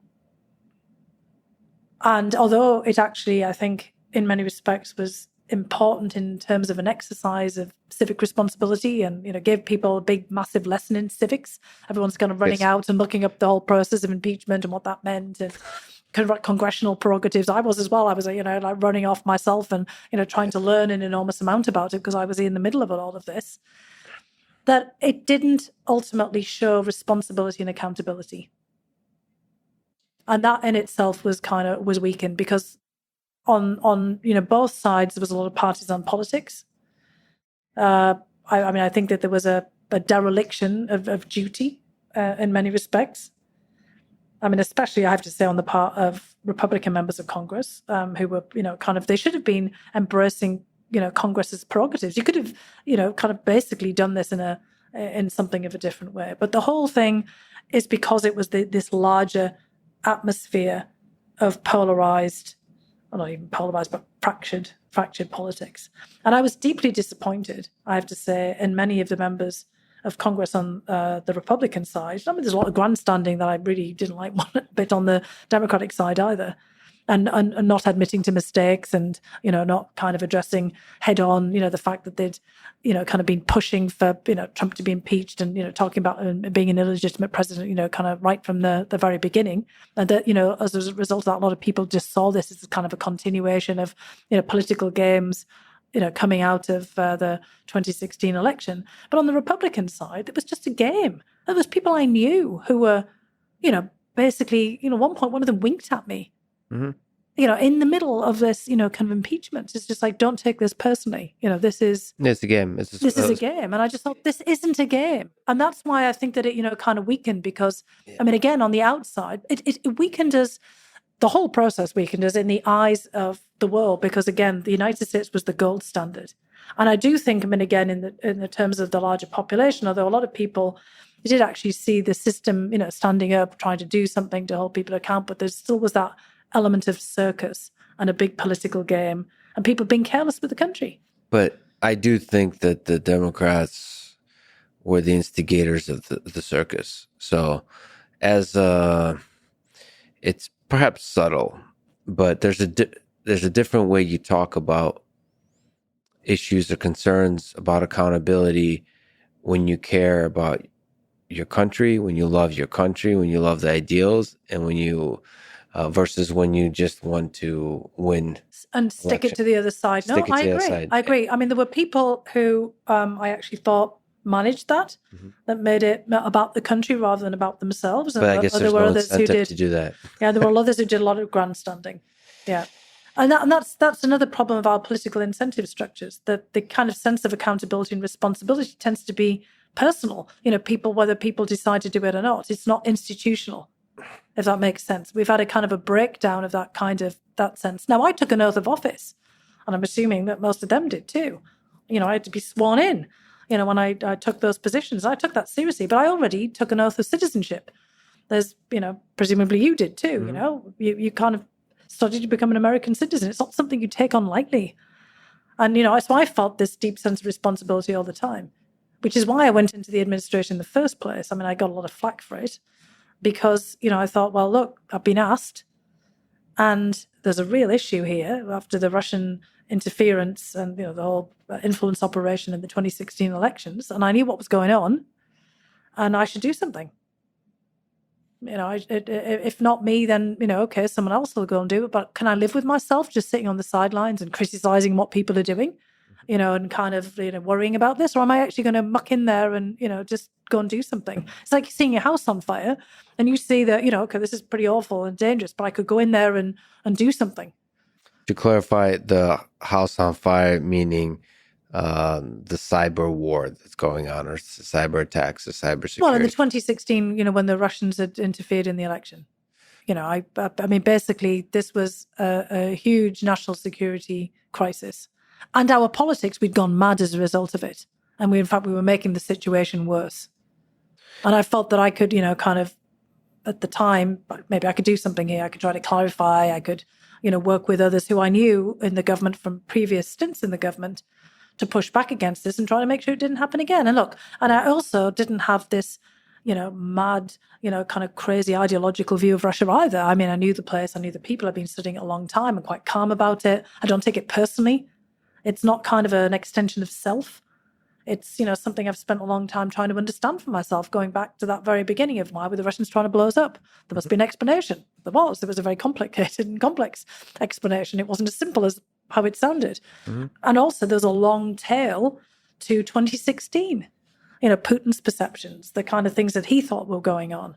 The whole way that what they did was actually fairly straightforward. They'd done this before in the Soviet period during the Cold War. Classic influence operation. It just had gone beyond the bounds of anything they could have anticipated because of social media and just a confluence of circumstances in the United States as well. We were very fragile and vulnerable. And I remember at one point having a discussion with the Russian ambassador where, we were complaining about the Russian intervention. He said, are you telling me that the United States is a banana republic, that it's so vulnerable to these kinds of efforts? And he actually looked genuinely mystified. Although, obviously it was probably, part of a, kind of political shtick there. But he had a point. The United States had never been that vulnerable as it suddenly was in 2016. And in the time that I was in government, and going back to what you asked about the whole impeachment and the whole exercise in Congress, that vulnerability was as stark as it, ever could be. Our domestic politics were as much a part of the problem as anything else. They were the kindling to all of the kind of the fires. Yeah. Putin didn't start any of this, other kind of problems domestically. He just took advantage of them and, basically added a bit of an accelerant here and there. Yeah, the interference, that's a much longer discussion because it's also, for me, technically fascinating. I've been playing with the idea of just launching like 1 million bots, but that are doing just positive stuff and just being kind Yeah, to I always people. kind of wonder if is it possible to do something on this scale that's positive? Because, a lot of people seem to be able to use all of this for pretty negative effect. You've got to kind of hope that you could use the same networks for positive effect. I think that's actually where a lot of the war, I think from the original hackers to today, what gives people like me, and I think a lot of people that in the hacking community pleasure, is to do something difficult, break through the systems, and do the ethical thing. Right. So do the, because if there's something broken about the system, you want to break through all the rules and do something that you know in your heart is the right thing to do. I mean, that's what Aaron Schwartz did with releasing journals and publications that were behind paywalls to the public, and he got arrested for it and then committed.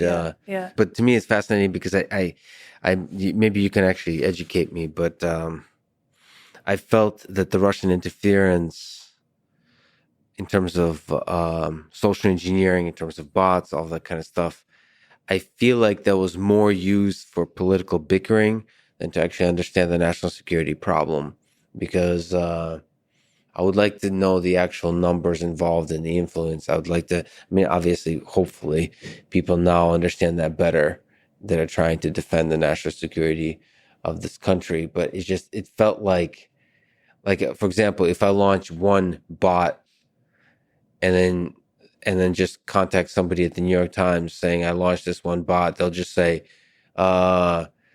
MIT scientist hacks, they'll just, and then they'll spread. But that's exactly what happened.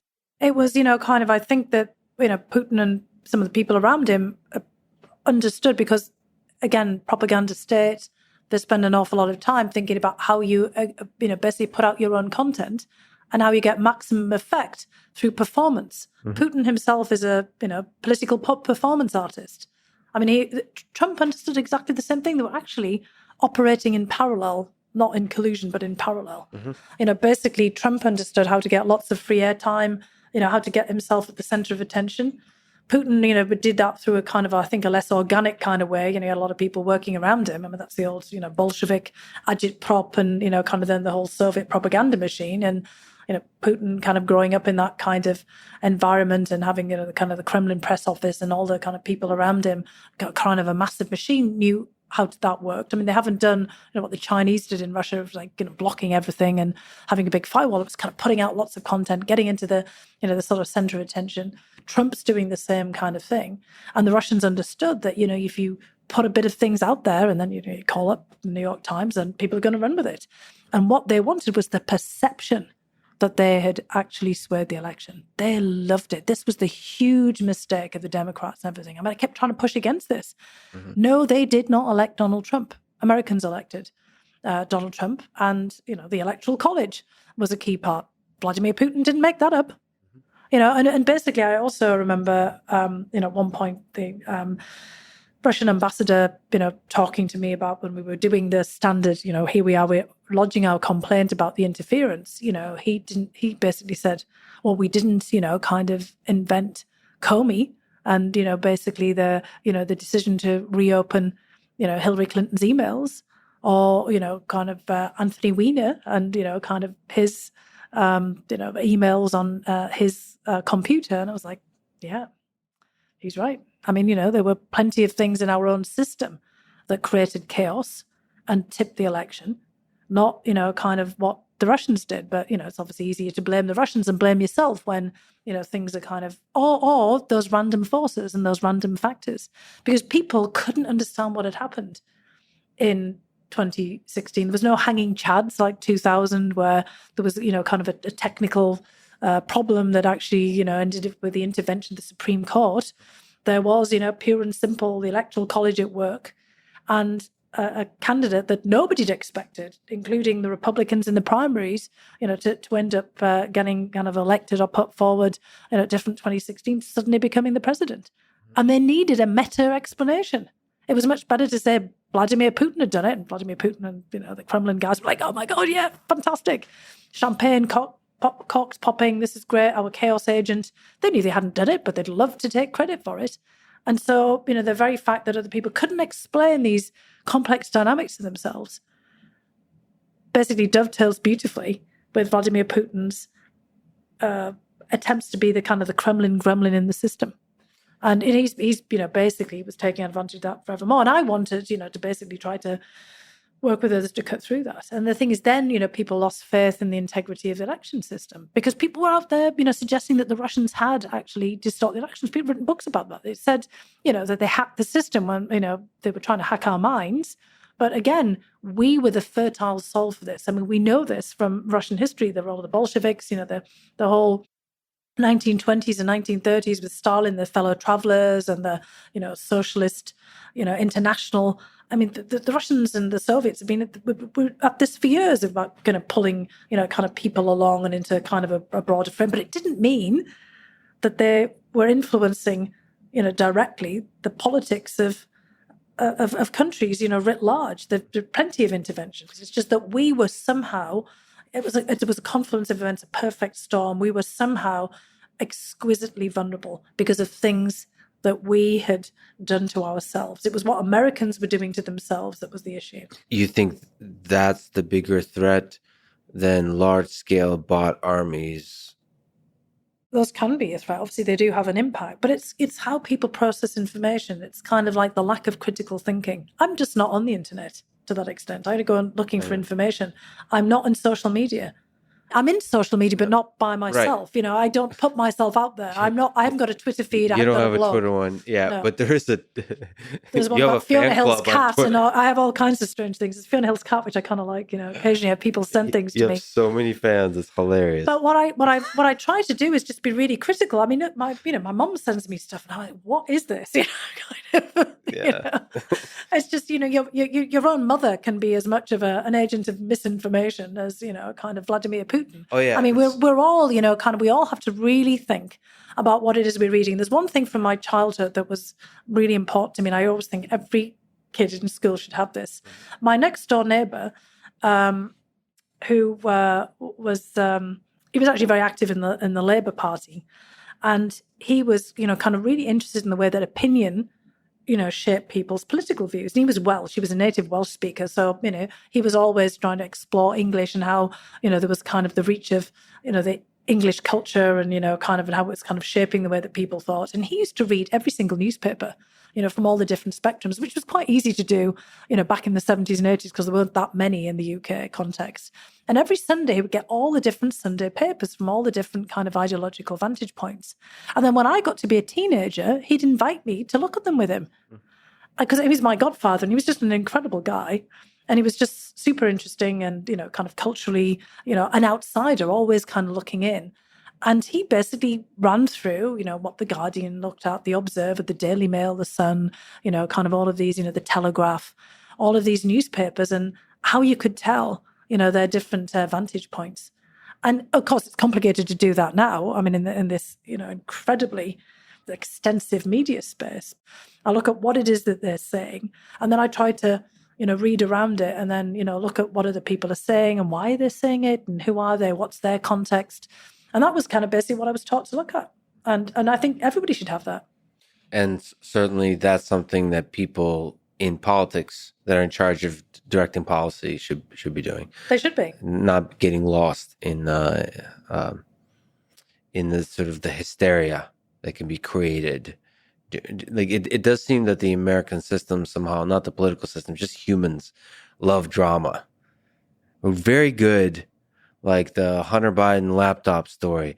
There's always like 1, 2, 3 stories somehow that we just pick, that we're just this is the stuff we're gonna fight about for this election. And everyone's got an opinion on it. Yeah. Everybody. Yeah, exactly. And it's the most important, like Hillary Clinton's emails, Russians hacked the election. Yeah, we had John Podesta's pasta recipes for a while, that we were kind of all obsessing over. I don't know, people running out and trying them out, or something like that. And there's fun, there's the best conspiracy theories about Giuliani I just love it. We just pick a random story. Sometimes it's ridiculous. And it detracts from what the larger question should be, which is about the family members of, senior officials and whether they should be anywhere near any of the issues that they're, there's ethics, there's government ethics and things there, kind of across the board. But there's a bigger story in there, but that becomes a distraction. It's a look over there, the oldest trick in the book, kind of idea.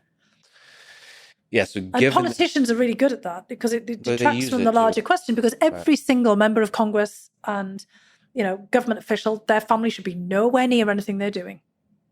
Well, that I could push back and disagree on. I mean... Well, it depends on what they do, if they're making money out of it, and kind of basically being in business is what I mean. Kind of this is an issue. So it's not, Hunter Biden on his own. It's, kind of basically the kids of, the Trump family, you name it. Yeah, in general like that, I just think it's funny. Like, there's a lot of families that, they work very closely together, do business together, and it's very successful. I get very weird about that. It just feels like you're not... In fact, I don't even like hiring or working with friends initially. You make friends with the people you work with, but that's right. No, I have the same worries as well, because it kind of clouds. I would encourage my daughter to do something completely different, right? Not go into the same field. Now, look, it's different if you're in science or mathematics or something like this, and maybe kind of you've got a family member, you're kind of building on some of their theories and ideas.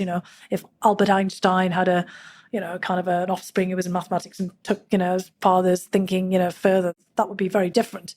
But if it's, kind of you're in business and other things, and it's just, it's the nepotism problem that, one has there. Well, science says that too, in the space of ideas. Well, they do if people aren't coming in and building on the ideas in a constructive way. Right. But even for son, daughter of Einstein, you want to think outside the box of the previous. Yeah, well, that's what I'm meaning. But I mean, it's just, but they shouldn't be sort of told, no, sorry, you can't go and study math because, or whatever, physics, because of. But a lot of that you can't actually make it into law. Well, you could, I suppose. But honestly, if you do that kind of thing, you should be transparent. There should be just an honesty about it. It gets back to what I was talking about before. We need diversity of views and diversity of thinking, and you can't have other things. It's like being partisan or, rooting just for a team. If something is going to cloud your judgment or constrain the way you think about things and become, kind of a barrier to moving on out. I mean, look, that's what we see in the system around Putin. It's kind of kleptocratic, and it's, it's filled with nepotism. All of the kind of like the people who you kind of see out there in prominent positions are the sons or daughters of, including of Putin himself. I mean, that's when a system has degenerated. And that's, kind of, and I suppose in a way, this is a symbol of the degeneration of the system. But again, it's just a diversion from, kind of the bigger issues and bigger implications of things that we're discussing. So critics on the left often use the straw man of TDS, Trump derangement syndrome. Why does Donald Trump arouse so much emotion in people? It's just the nature of the person. I mean, I don't feel particularly emotional about him. I mean, he's a very flawed guy. To be honest, and this may seem bizarre, I felt sorry for him. Because this guy is so vulnerable, so wrapped up in himself, that, I mean, he's just exquisitely open to manipulation. And I saw people taking advantage of him all the time. And he has zero self-awareness. I mean, I kept thinking to myself, my God, if this guy didn't have this entourage around him, how would he function? I mean, I felt sorry for us as well. I mean, that he ended up being our president, because that should not have happened. I mean, in terms of character and in terms of fit for the job. But although I saw this, kind of over a period of time, but I didn't feel, kind of any, sense of derangement, kind of around him. He didn't drive me nuts in that way. I was just very worried about, the kind of the impact that he was having on many particular issues. Here's the important thing. So what I noticed with people that criticize Donald Trump is they get caught up in the momentum of it, and they're unable to see. First of all, let's start with some ground truth, which is approximately half the country voted for the guy, right? Yeah, and more voted in 2020 than voted in 2016 for him. Yeah. Yeah.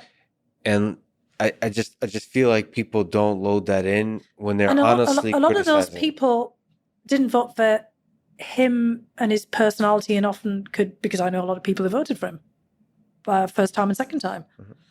And they could disassociate, kind of all of the kind of features of Donald Trump that drives other people nuts from, what they thought that in actual fact he could achieve in terms of, and it wasn't just this kind of sense about, well, I couldn't possibly vote for a Democrat.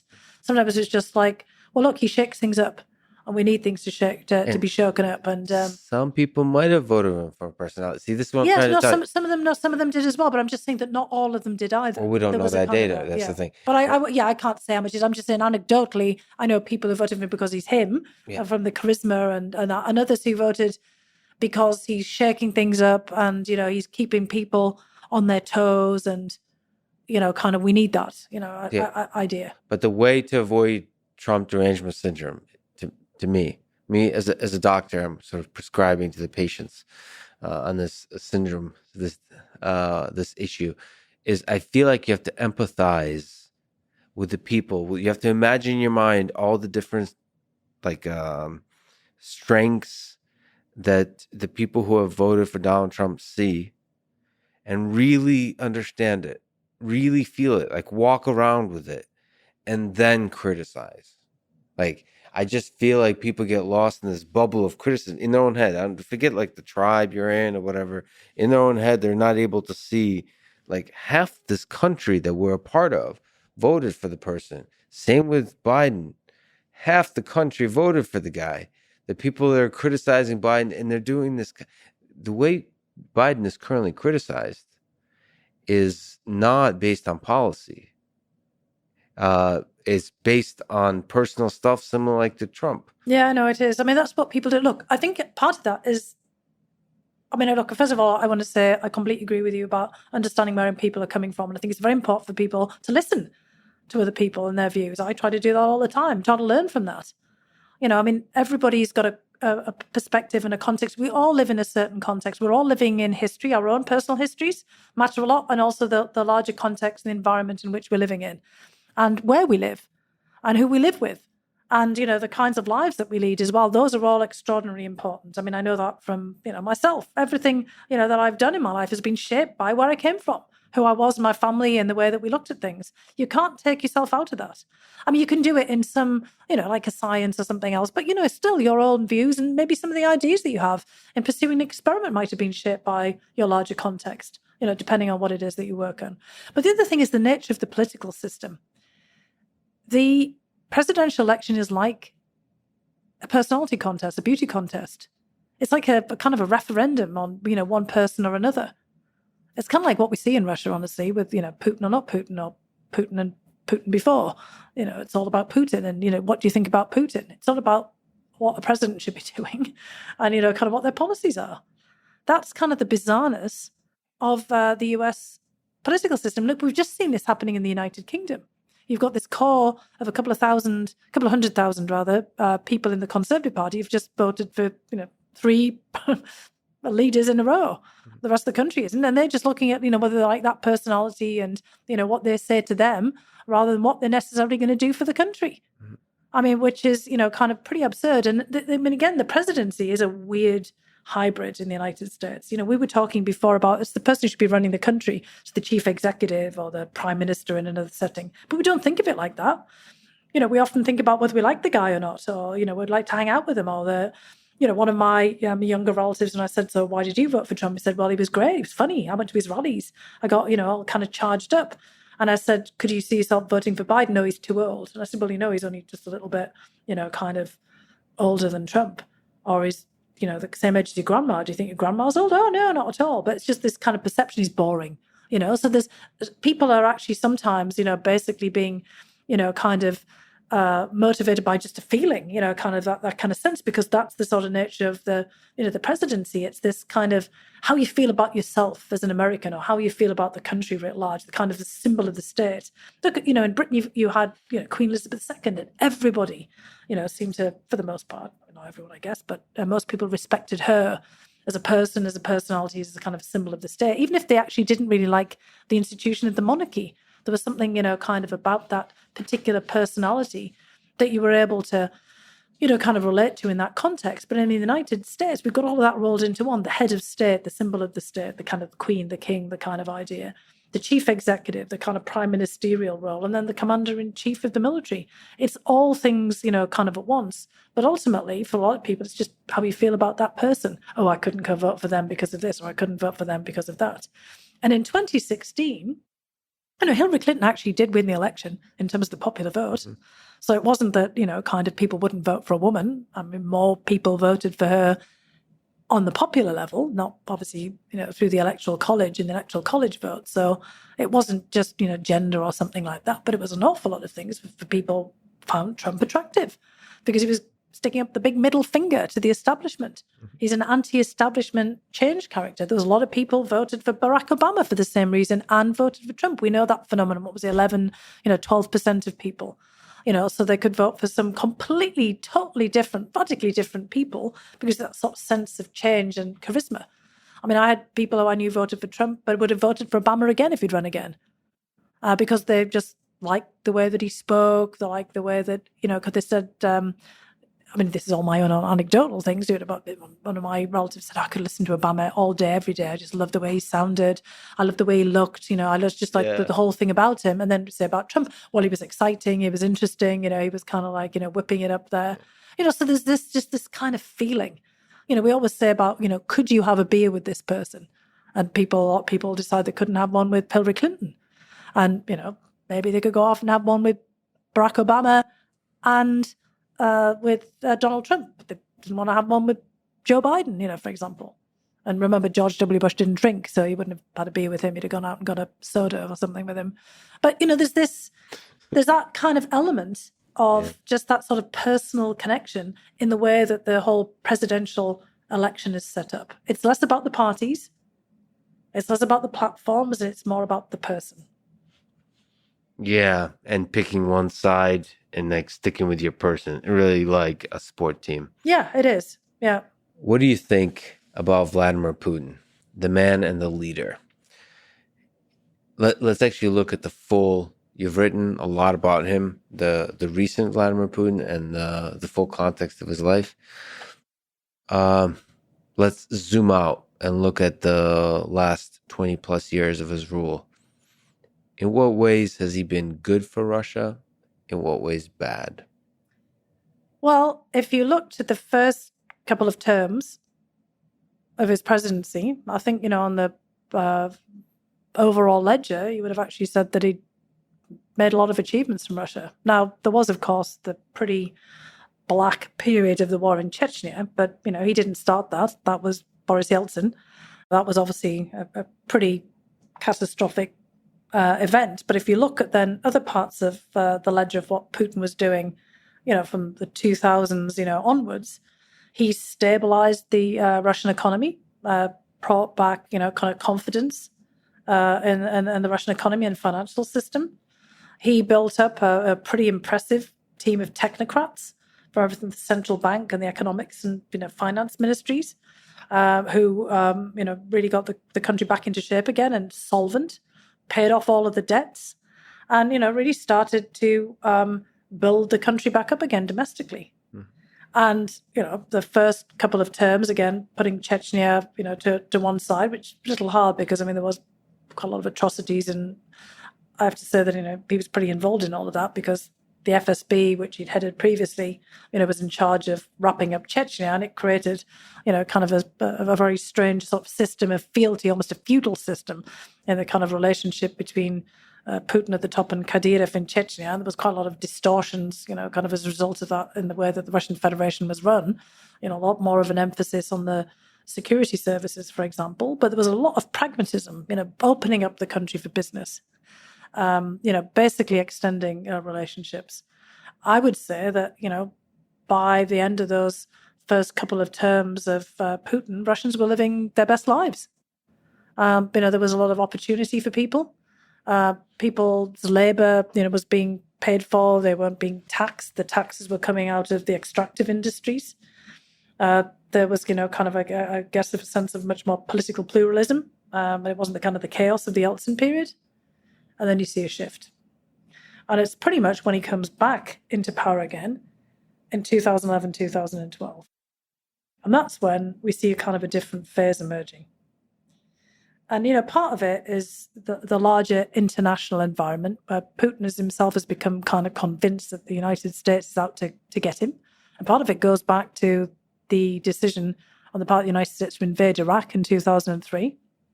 There's also, the recognition of Kosovo in 2008 and, the whole kind of machinations around all kinds of, other issues of NATO expansion and elsewhere. But Iraq in 2003, and this kind of whole idea after that the United States is in the business of regime change and perhaps, has him in his crosshairs as well. But there's also then kind of, I think, a sense of building crisis after the financial crisis and the Great Recession, 2008, 2009, because I think Putin up until then believed in, the whole idea of the global financial system and that Russia was prospering. And that Russia, part of the G8 and actually could be genuinely one of the, the major economic and financial powers.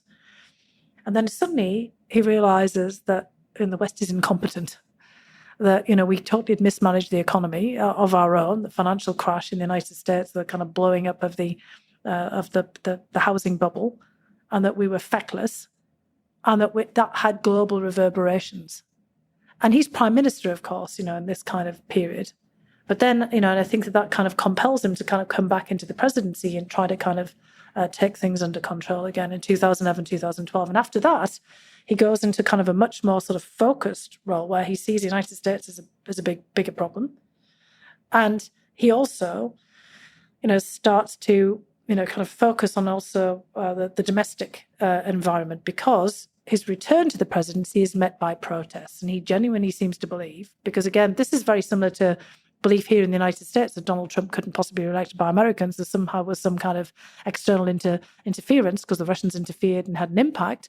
Putin himself thinks at that time, it's one of the reasons why he interferes in our elections later, that the United States and others had interfered because he knew that people weren't that thrilled about him coming back. They'd kind of liked the Medvedev period. And the protests in Moscow and St. Petersburg and other major cities, he starts to believe are instigated by the West, by the outside, because of funding for transparency in elections and all of the NGOs and others they're operating, State Department, embassy funding, the whole attitudes of, oh, God, he's back, kind of thing. And so after that, we see Putin going on a very different footing. It's also somewhere in that period, 2011, 2012, we start to kind of obsess about Ukraine.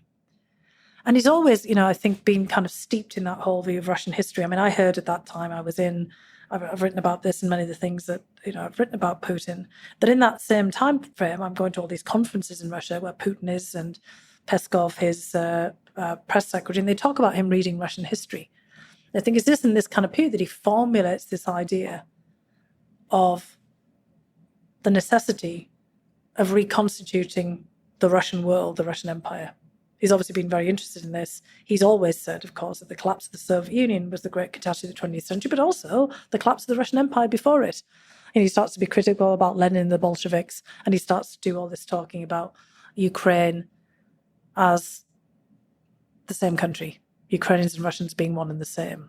And this is where the ledger flips, because, the initial question you asked me is about, has Putin been good for Russia or not? And this is where we get into the focal point of or the point where he's not focusing on the prosperity and stability and future of Russia, but he starts to obsess about the past and start to take things in a very different direction. He starts to clamp down at home because of the rise of opposition and the fact that he knows that his, brand is not the same as it was before, and his popularity is not the same as it was before, because he's already gone over that, that period in anybody's, professional and, political life that, if you stay around long enough, people get a bit sick of you. Mm-hmm. It's just, we talked about that before. Should you stay, kind of in any job for a long period of time, you need refreshing. And, kind of Putin is, starting to look like he's going to be there forever, and people are not happy about that. And would like their chance as well to kind of move on and move up. And, with him still in place, that's not going to be particularly possible. And that, it's around the time when he starts to make that decision of annexing Crimea. And that's when the whole thing flips, in my view. The annexation of Crimea in 2014 is the beginning of the end of Vladimir Putin being a positive force within Russia. Because if you pay very close attention to his speech on the annexation of Crimea in March of 2014, you see all of the foreshadowing of where we are now. It's already of kind of his view of kind of his obsessions, his historical obsessions, his view of himself as being kind of fused with the state, a kind of a modern czar, and his idea that the West is out to get him. And it becomes, after that, almost a kind of like a messianic mission, to turn things in a different direction. And who are the key people to you in this evolution of the human being, of the leader? Is it Patrushev? Is it Shoigu, the Minister of Defense? Is it, like you mentioned, Peskov, the press secretary? What role do some of the others, like Lavrov, play? I think it's more rooted in the larger context. I mean, individuals matter in that context, but it's just kind of like this shared worldview. And if you go back to the early 1990s, immediately after the dissolution of the Soviet Union, when Yeltsin, and his counterparts in Ukraine, Belarus pull it apart, there was an awful lot of people who, wanted to maintain the Soviet Union, not just Putin. I mean, you remember after Gorbachev tried to have the new Union Treaty in 1991, and there was the emergency committee set up, the coup against Gorbachev. It was because they were worrying he was going too far and unraveling, the Union then as well. They were opposed to his reforms. There's always been a kind of a very strong nationalist contingent that become Russian nationalists over time rather than Soviet, hardliners, who, basically want to maintain the empire, the Union in some form. And in the very early part of the 1990s, there was a lot of pressure put on Ukraine and all the other former Soviet republics, now independent states, by people around, Mayor Lushkov, for example, in Moscow, by, other forces in the Russian Duma, not just, Vladimir Zhirinovsky and others, but, really serious, kind of what we would call here like right-wing, nationalist forces. But it's, pervasive in the system. And it's especially pervasive in the KGB and in the security sector. And that's where Putin comes out of. Remember, Putin also was of the opinion that one of the biggest mistakes the Bolsheviks made was getting rid of the Orthodox Church as an instrument of the state. And so there's this kind of restorationist wing within the security services and the state apparatus that want to kind of bring back Russian Orthodoxy as a state instrument, an instrument of state power. And who were kind of, looking all the time about strengthening the state, the executive, the presidency. And so it's everybody who takes part in that. And it's also others who want power, honestly. And they see Putin as their vehicle for power. I think people like Sergei Kirienko. I knew Kirienko back in the 90s. I mean, my God, that guy's all in.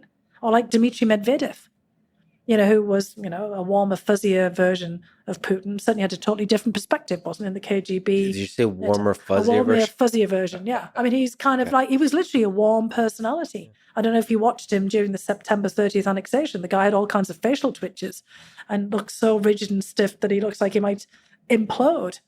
I mean, that wasn't, how he was, earlier in his career. And he, had a different view of perestroika. We always have to remember that Putin was not in Russia during perestroika. He was in Dresden watching the East German state fall apart and, dealing with the Stasi and in a kind of place where you weren't getting a lot of information about what was happening in West Germany or even what was happening back home in perestroika.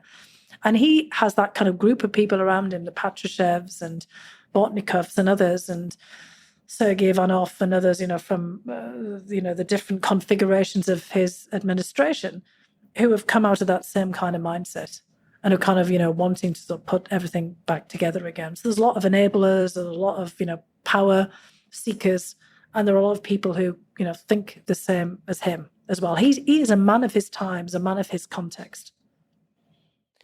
You, as a top advisor yourself and a scholar of Putin, do you think actually now in his inner circle, are there people he trusts? There are people he trusts for some things, but I don't think there's people he trusts for everything. I don't think he's the kind of person who tells anyone everything at all. I don't think he's got somebody he deeply confides in. No, I think he compartmentalizes things. He's often said that the only person he trusts is himself. And I think that's probably true. He's the kind of person who keeps his own counsel. I mean, people talk about Kovalchuk, for example, or, kind of some of the other people who are, friends with him that kind of go back to his time in St. Petersburg. At various points, he seemed to, spend a lot of time, way back when talking to people who were, people think of kind of more moderating forces like Alexei Kudrin, but, doesn't seem to be interacting, with them.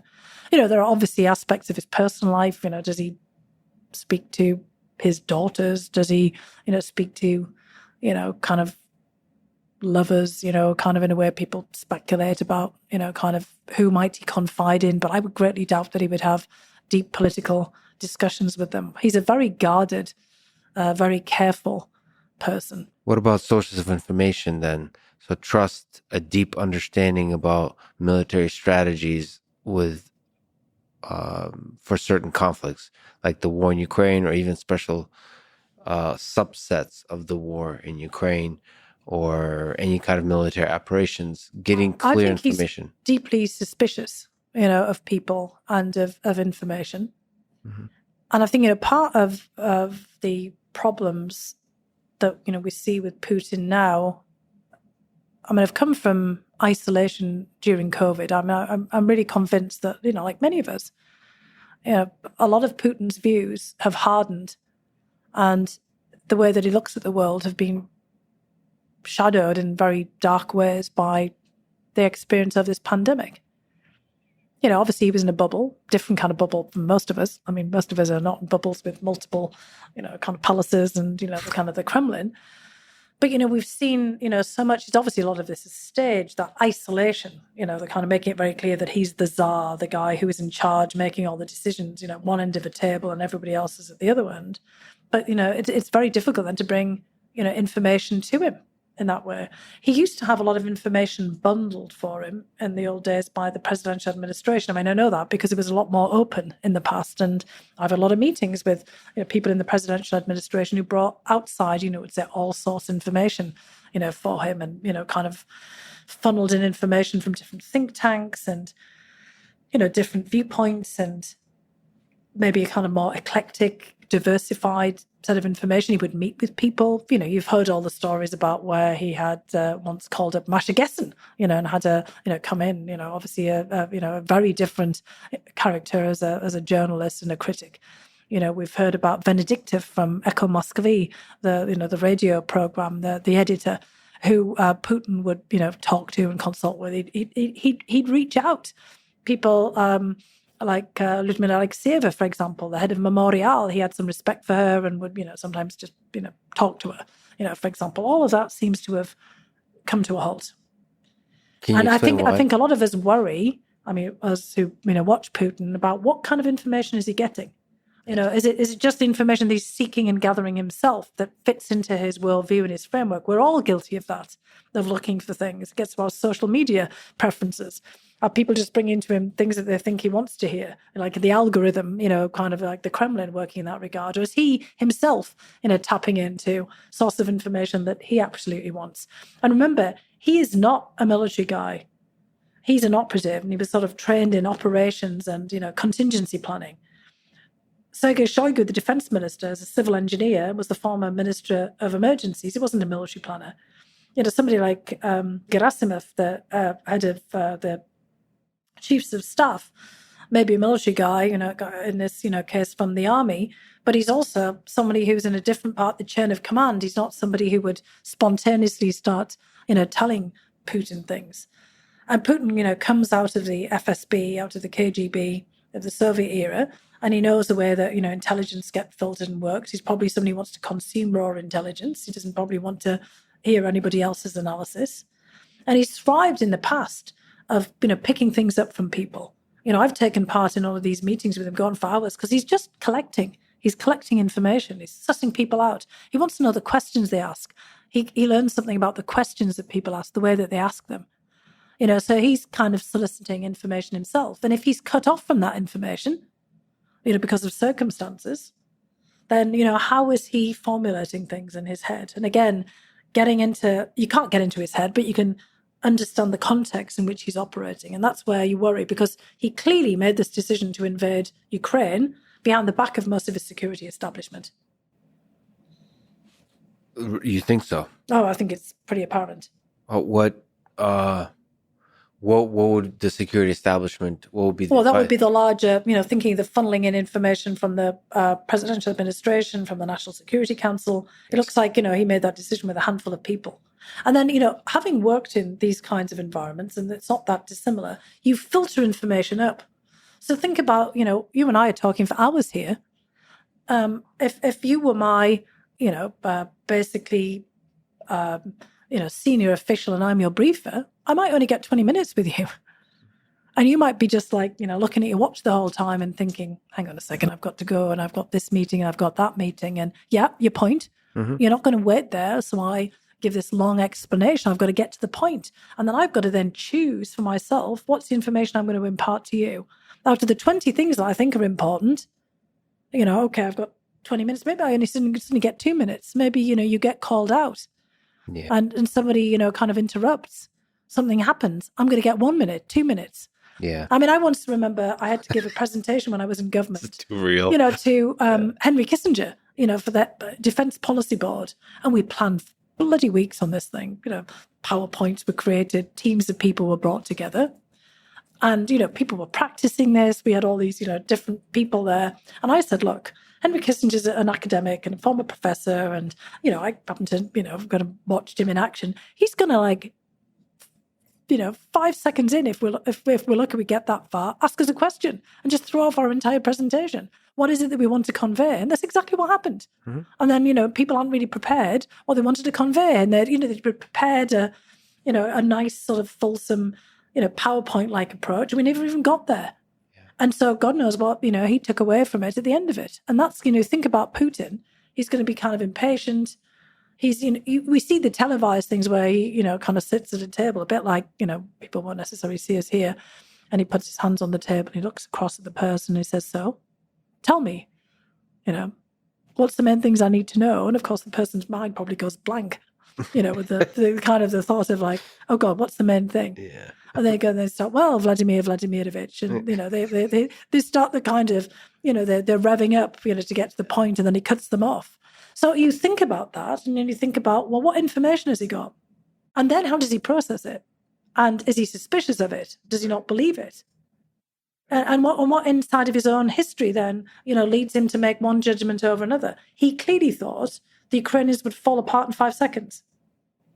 We don't know if he clearly thought that, but that there was a high probability, maybe. I mean, you can guess. I think he pretty much thought it, because I think he thought that, kind of Zelensky wasn't very popular.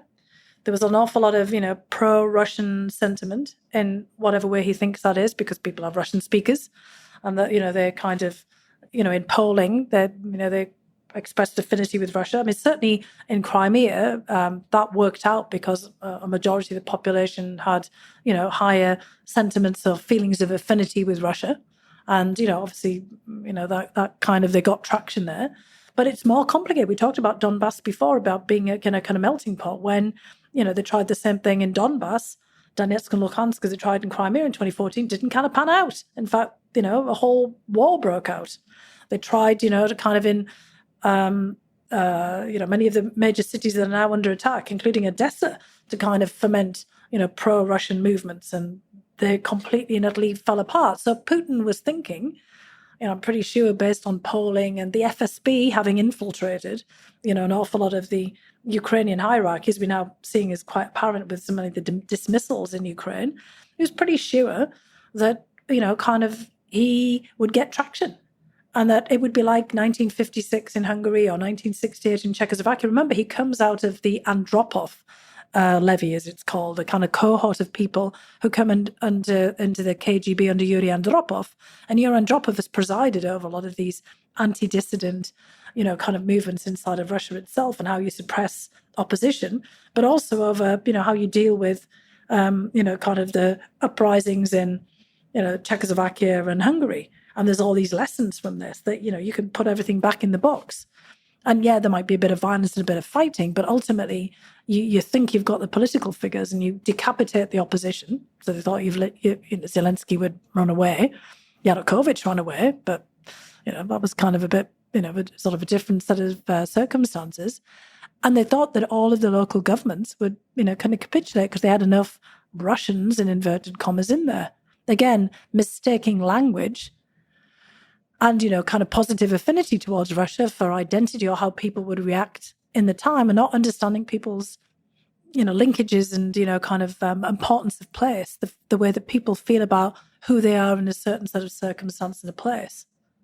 But the invasion of Ukraine in 2022 is unlike anything that he was ever involved with. So I don't think he thought it would be, because it's kind of, if he looks back into the past, you're right, though, he wasn't involved in 68 or 56 or what happened in the 1980s in Poland. But there's a very wide front, and it's the capital. And this isn't going from... This isn't Chechnya. This isn't, kind of Syria, or, for example. This is a major nation. Exactly. Like it's large to the size. It was more like Afghanistan, but they didn't realize that because, again, Ukrainians are us. There's this kind of inability to think that people might think differently and might want something different. And that 30 years of independence actually has an impact on people and their psyches. And if I look back to the 1990s, I remember being in seminars at Harvard at the time, and we were doing a lot of research on, what was happening in, the former Soviet Union at the time, because the early 1990s, just after the whole place fell apart. And there was already under Yeltsin this kind of idea of Russians abroad, Russians in the near abroad, Russian speakers, and the need to bring them back in. Mm-hmm. And I remember, we had seminars at the time where we talked about at some point there'd be some people in Russia that would actually believe that those Russian speakers needed to be brought back into Russia, but that the people who spoke Russian might have moved on because they suddenly had other opportunities and other windows on the world. Look what's happened in Scotland, for example. Most people in Scotland speak English. The Scottish language is not the standard bearer of Scottish identity. It's almost a civic identity, a different identity than not just national identity, just like you see in Ukraine. And there's lots of English people that have moved to Scotland and now think of themselves as Scottish, or Brazilians or Italians, and, all kinds of people who've moved in there. It's a smaller population, obviously, it's not the scale of Ukraine, but, people feel differently. And there's been a devolution of power. And when Brexit happened, Scotland didn't want to go along with that at all, and they wanted to kind of still be, having a window on Europe. And that's kind of historic. And lots of people in Ukraine have looked west, not east. It depends on where you are, not just in Lviv, or somewhere like that, but also in Kiev. And Kharkiv, was kind of predominantly a Russian-speaking city. But Kharkiv was also the center of Ukrainian culture and Ukrainian literature, at different points. People have different views. I grew up in the north of England. We don't feel like the south of England. There's been a massive divide between north and southern England for millennia, not just centuries. So, people feel differently depending on where they live and, kind of where they grew up. And Putin just didn't see that. He didn't see that. Well, hold on a second. Let me sort of push back at the fact that I don't think any of this is obvious. So first of all, Zelensky before the war was unpopular. Oh, he was. What was it? 38%, something like that. But best in the popularity. Yeah.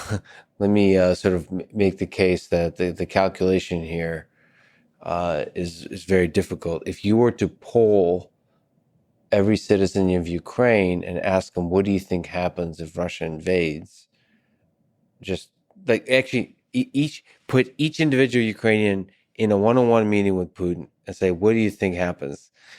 I honestly think most of them will say they will agree with a prediction that the government would flee, would collapse, and the country won't unite around a cause because of the factions, because of all the different parties involved, because of the unpopularity. You might have said the same thing about the Soviet Union when Hitler invaded in 1941. You see, the problem is Putin always reads history from one perspective over another. I think most countries basically rise to their own defense. So this is actually one of the first times that Russia has been on the offensive rather than on the defensive. So there's kind of a bit of a flip there. Mm-hmm. Obviously Afghanistan, but that was more complicated because it was also supposed to be an intervention, right? It wasn't supposed to be to annex Afghanistan. It was to try to prop up, kind of, or reinstall a leader there. Syria, you were in there to, help your guy, Bashar al-Assad, turn away the opposition. Chechnya was a debacle. The Chechens fought back big time. And it was only by dint of, horrible, violent persistence and ruthlessness and nasty, dirty tricks that, kind of Putin prevailed there. But and then, you wonder, did he prevail? Because what happened? Chechnya sometimes describes the most independent part of the Russian Federation, and Ramzan Kadyrov, plays power games in Moscow. Yeah, his predecessors, even his father and others wouldn't have done that. Ahmed Kadyrov and, before that, Dudayev and Maskadov. I mean, they were willing to make a compromise, but, they wouldn't have had, the same position that Kadyrov has had. So, I think that, again, it's your perspective and where you stand and which bit of history you start to read. And that's why I say that, I think Putin, it's the information, the way that he processes it. I think most Russians also can't believe that they've done something wrong in Ukraine. I mean, maybe at this point things are changing a bit, but that's why there was, so much kind of support for this, right way. I mean, I have Russian friends again who said, but look what, was happening in Donetsk. Look what was, the Ukrainians were doing to our guys. Look what was happening to Russian speakers. We were defenders. We were not, we're not invaders. I think, again, the special military operation, idea now, I think it's flipping, obviously, in the way that with the war going on there. But Putin wasn't, kind of looking at what would happen. I mean, most of the kind of glory parts of Russian history, when you kind of go in, you chase Napoleon back to Paris, or you chase the Germans back to Berlin, you put the flag above the Reichstag. Mm-hmm. That's a very different set of affairs. When you've been fighting a defensive war, you've been invaded from a war where you invade someone else. And even the most fractured populations, like you had in the Soviet Union at the point, rally round, and World War I that fell apart. I mean, the Tsar didn't manage to rally everybody around. Mm-hmm. I mean, the whole thing fell apart. And World War II, Stalin had to, revive nationalism, including in the republics in Central Asia and elsewhere, to revive nationalism. And Ukraine suddenly found nationalism, in a kind of sense of that's really interesting, because it's not obvious, especially what Ukrainians went through in the 1930s. It's not obvious that. I mean, my grandfather was Ukrainian, and he was proud to fight. A Ukrainian Jew, he was proud to fight and willing to die for his country. It wasn't like his country then was the Soviet Union. The Soviet Union, right? Sorry, to clarify. But he might fight now for his country, Ukraine. Yes, but I'm just like lingering on the point you made. It was not obvious that united feeling would be there. No, and again, it wouldn't have been obvious for the Soviet Union. Sorry. Yeah, that's what I'm saying. Sorry, I was referring to my grandfather with the Soviet Union. We're both saying the exact same thing. Yeah, we are. We're you're saying the same thing. It's a really powerful thing, because you take history as it happened, you don't realize it could have happened differently. It's fascinating. It's that whole counterfactual, right? Yeah. Yeah. Because I mean, if you've kind of that's why we all need in the United States to really examine our own history, because there's a lot of lessons from that we should treat very cautiously. It doesn't mean that history repeats or even rhymes. It's the old axiom all the time. But there are a lot of things that you can take away differently from putting a different perspective and a different slant on the same set of events. I mean, I always used to wonder, how many books can be written on the French Revolution or even on the Russian Revolution? Yeah. I studied with Richard Pipes. I remember he was really offended after he'd written his great magnus opus on the Russian Revolution, 2 volumes, that other people would, kind of write about the Russian Revolution. He said, I've written it all. And I thought, well, actually, maybe you haven't. It's like there might be some completely different angle there that you haven't really thought of. And that's Putin. I remember Peskov saying, Putin reads history all the time, Russian history. And I thought, well, maybe he should read some world history. Maybe he should, kind of read some European authors on Russian history, not just, reading Lomonosov or, Russian historians on Russian history, because you might see something from a very different perspective. And look, and the United States made a massive mistake in Vietnam, right? I mean, they saw Vietnam as kind of weak, manipulated by, kind of external forces, China, Soviet Union. But the Vietnamese fought for their own country. They suddenly became Vietnamese. And Ho Chi Minh became, kind of basically a kind of a wartime fighter and leader, in a way that, perhaps people wouldn't have understood either. You said the United States made a massive mistake in Vietnam, and that for some reason sprung a thought in my head. Has the United States, since World War II, had anything that's not a mistake in terms of military operations abroad? I suppose all the ones that are successes we don't even know about, probably. So it's like very fast military operations. I mean, Korea's divided. I mean, I don't know what's successful, but, there was a solution found that, some people are promoting, in this case as well, of a sort of division and the DMZ and, one side over the other and, kind of perpetuating a division, which I think is particularly successful. But if you think about World War I and World War II, the United States came in, under some very specific sets of circumstances. In World War I, they did kind of come in to help, kind of liberate, parts of Europe, France, and, kind of assist the UK and, everything else, Great Britain in the war towards the end of it. World War II, there was that whole debate about whether the United States should even be part of the war. I mean, we know it wasn't fought to, overturn the Holocaust and all of the kind of things you kind of wish it would have been fought for, but it was because of Pearl Harbor and, the Japanese pulling in. But, ultimately, it was easy to explain why you were there, particularly after Pearl Harbor and what had happened. It was harder to explain Vietnam and Korea and, many that there wasn't. Look, that's kind of going to be a problem for Putin. And that's why there is a problem for Putin. All of his explanations have been questioned. Started off on NATO or this or that or the other. And, kind of or liberating, Ukraine from Nazis or, kind of basically stopping the persecution of Russian speakers. And all of this has now got lost in just this horrific destruction. And that's what happened in Vietnam as well. It became, a great degradation of the Russian military with atrocities and people wondering why on earth the United States was in Vietnam. I mean, even that kind of happened in Britain in the colonial, kind of period as well. Why was the United Kingdom doing, committing atrocities and, kind of basically fighting these colonial wars? Northern Ireland.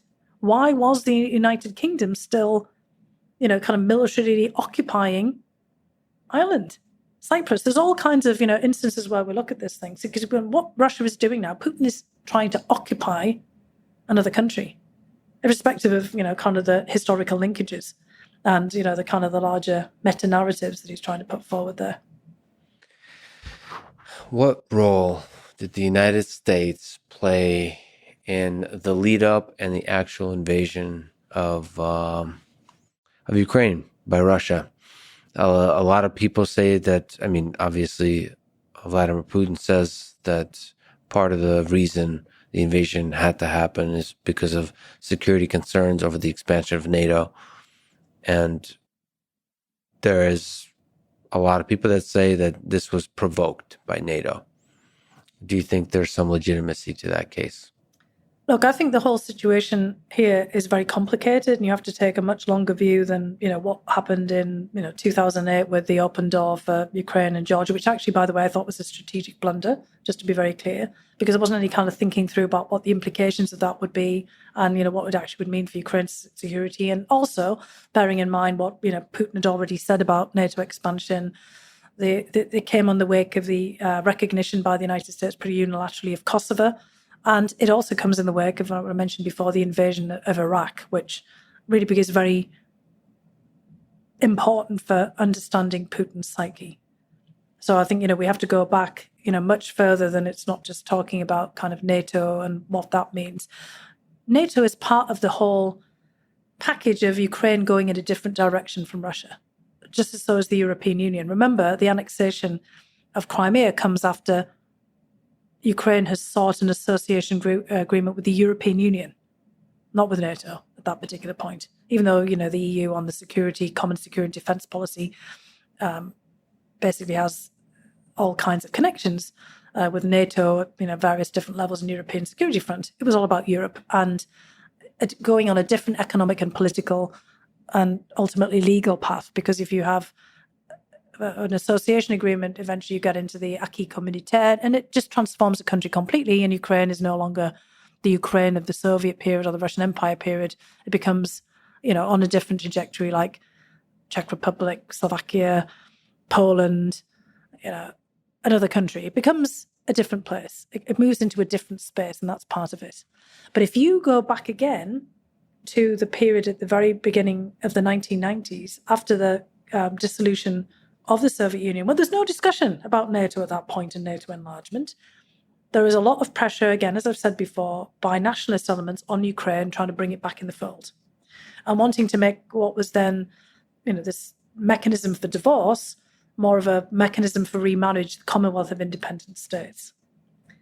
And in the early 1990s, when Ukraine became an independent state, it inherited that nuclear arsenal from the Soviet Union. Basically, whatever was stationed or positioned in Ukrainian territory at the time became Ukraine's. Strategic and, kind of basically intermediate and tactical nuclear weapons. And, in the United States at the time, we had all this panic about what was going to happen with all of that. I mean, I think, as a scientist and, kind of technically it would have been difficult for Ukraine to actually use this. I mean, the targeting was, done centrally. They were actually stationed there, but nonetheless, Ukraine, like Belarus and Kazakhstan, suddenly became nuclear powers. And, Ash Carter, the former US Defense Secretary, who's just died tragically, and Dave was talking about, talking together today, was part of a whole team of Americans and others who, tried to work with Ukraine, Belarus, and Kazakhstan to get them to give up the nuclear weapons. And back in the early period of that, 93, 94, you go back, and I was writing about this at the time. I wrote a report called Back in the USSR, which is, kind of on the website of the Kennedy School with some other colleagues. And we were monitoring how there was all these accusations coming out of Moscow, the defense ministry and the Duma, the parliament and others, that Ukraine was trying to find a way of making a dirty bomb, using its nuclear weapons, becoming a menace. And, kind of Ukraine might have to be brought to order. So a lot of the dynamics we're seeing now were happening then, irrespective of NATO. Basically, the problem was always Ukraine getting away. Yeltsin himself, when he unraveled the Soviet Union, didn't really want it to unravel, but he didn't have the wherewithal to bring, the countries back again. Russia was weak after the collapse of the Soviet Union. Its economy imploded. It had to give sovereignty to all of these constituent parts of the Russian Federation in terms of a sort of devolution of authority. It had the war in Chechnya, which Yeltsin stupidly sparked off in 1994. You had Tatarstan, one of the regions, the all-rich regions, basically resting out a kind of a bilateral treaty with Moscow. You had the whole place was kind of seemed like it was falling apart, so that, you couldn't do anything on Ukraine because you didn't have the wherewithal to do it. And then when, kind of basically Russia starts to get its act back together again, all of these security nationalist types who had never wanted Ukraine or Belarus or Moldova or anywhere else to kind of move away, they didn't worry that much about Central Asia, to be frank, but they did want, the core states in their view to come back, and Moldova was part of that, even if it's not Slavic, but, they wanted Belarus and northern Kazakhstan and probably Kazakhstan as well, which wasn't really thought about being as part of Central Asia, back in the fold as close as possible. So anything that gave those countries an alternative was seen as negative. It, could have been an association with China, them joining, kind of an association with Latin America or Africa or something else like that. But of course, NATO has all of those larger connotations of it being, the Cold War opposing entity. And Putin has always seen NATO as being the direct correlation of the Warsaw Pact, which is, in other words, just something dominated completely by the United States. Now, that, of course, is why, getting back to Trump again, Trump was always going, to the Europeans, if this is really supposed to be collective security and a mutual defense pact, why are you guys not paying? Why does the US states pay for everything?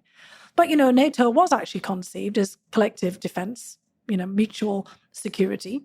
And it was set up by, the United States, along with the UK and France and, Germany and Turkey and, other countries. And we see that now with the entry of Finland and Sweden. They didn't have to join NATO. They didn't want to join NATO for a long time. They wanted to partner with it, just like Israel and other countries partner with NATO. But once they thought that their security was really at risk, they wanted to be part of it. And so, kind of you're now really seeing, that NATO is something other than just being, a creature or an instrument of the United States. But that's how Putin always saw it. So, what this debate about NATO is all about, or Russia being provoked, is wanting to kind of return to an old superpower bipolar relationship where everything is negotiated with the United States. It's to try to deny that Ukraine or Belarus, well, Belarus has kind of been absorbed by this point, by Russia, or Moldova, or Kazakhstan, or any of the other countries have any kind of agency, or even Poland, or Hungary, or, kind of France and Britain. For years and years and years, senior people like Putin and people around the Kremlin have demanded a return to the kind of what they call the old concert of Europe, or the concert of Vienna, where the big guys, which now means the United States and Russia, just sit down and thrash everything out.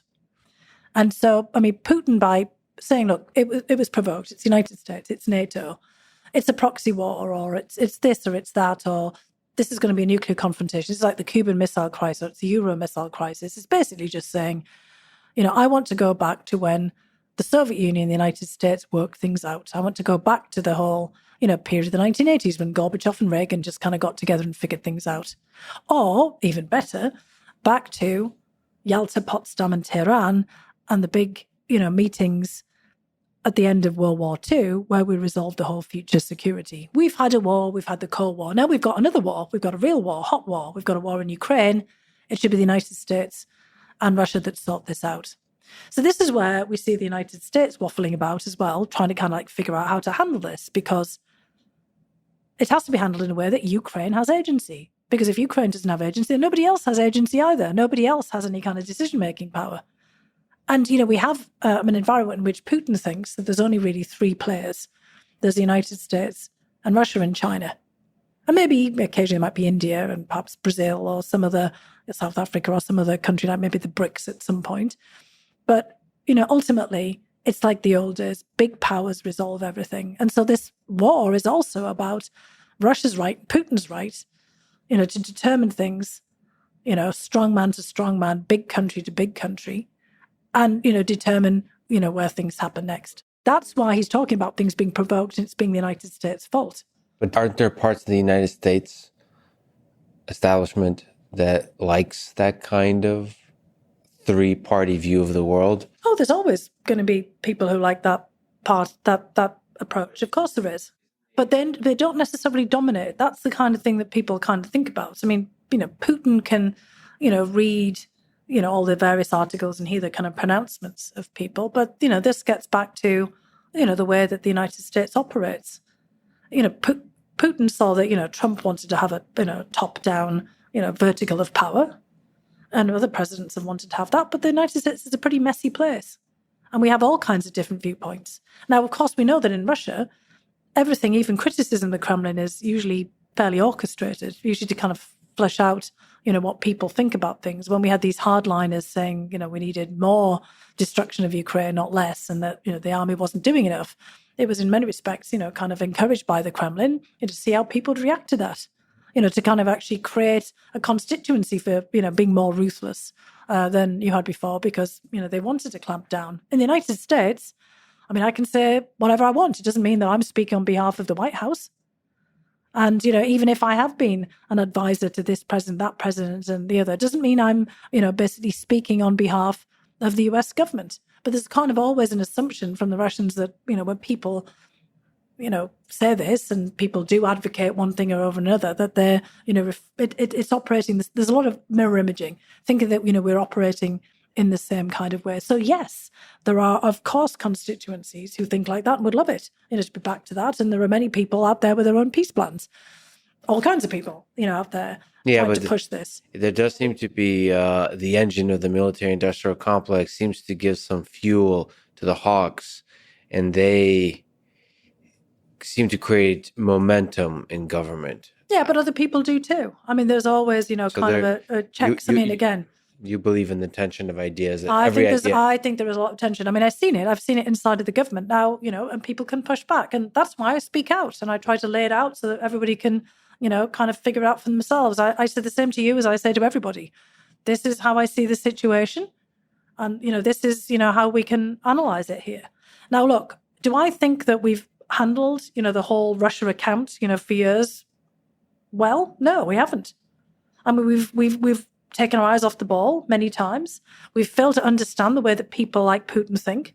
You talked earlier about, we need to have empathy for, all the people who like Trump or like Biden and understand how they think. We've got to have strategic empathy about Putin as well. We've got to understand how the guy thinks and why he thinks like he does. He has got his own context and his own frame and his own rationale. And he is rational. He is a rational actor in his own context. We've got to understand that. We've got to understand that he would take offense at something and he would take action over something. It doesn't mean to say that, we are necessarily to blame by taking actions, but we are to blame when we don't understand the consequences of things that we do and act accordingly, or, take preventative action or recognize that something might happen as a result of something. So you've been in the room with Putin. Let me ask you for some advice. And it's also just a good philosophical question for you or for me. If I have a conversation with Vladimir Putin right now, can you advise on what questions, topics, ideas to talk through? To him as a leader, to him as a human. What would you like to understand about his mind, about his thinking? Yeah, remember what I said before, that Putin always tries to, reverse things. He wants to hear the questions that people have. Because remember, he himself at different points has been a recruiter, which is, the way that you're operating now as well, right? Mm-hmm. You're asking an awful lot of questions. Your questions also betray, often at times where you're thinking about things, the kind of context, kind of any kind of dialogue like this reveals a lot about the other person. Yeah. And I've actually often, noticed in these settings that Putin likes to have a lot of give and take. So I think he would actually enjoy having a conversation, with you. But again, he would always be trying to influence you, inform and influence. That's kind of, part of the way that he always operates. So what you would have to, be trying to think about, so what is it you would want to elicit information from him? You're trying to understand the guy's worldview. And what we're trying to also understand is if there's any room there where he might compromise on something.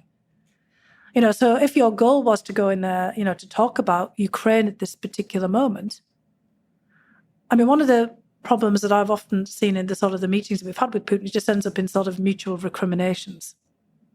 Kind of, no, well, what about what you've done? Or no, you've done that about, and there's always this whataboutism. I mean, it often say, well, you're saying that I've done this, but you've done that.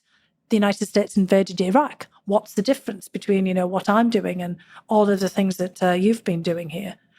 I mean, what you would have to try to do is kind of elicit information about why or what he is thinking about this particular moment in time and why he thinks it.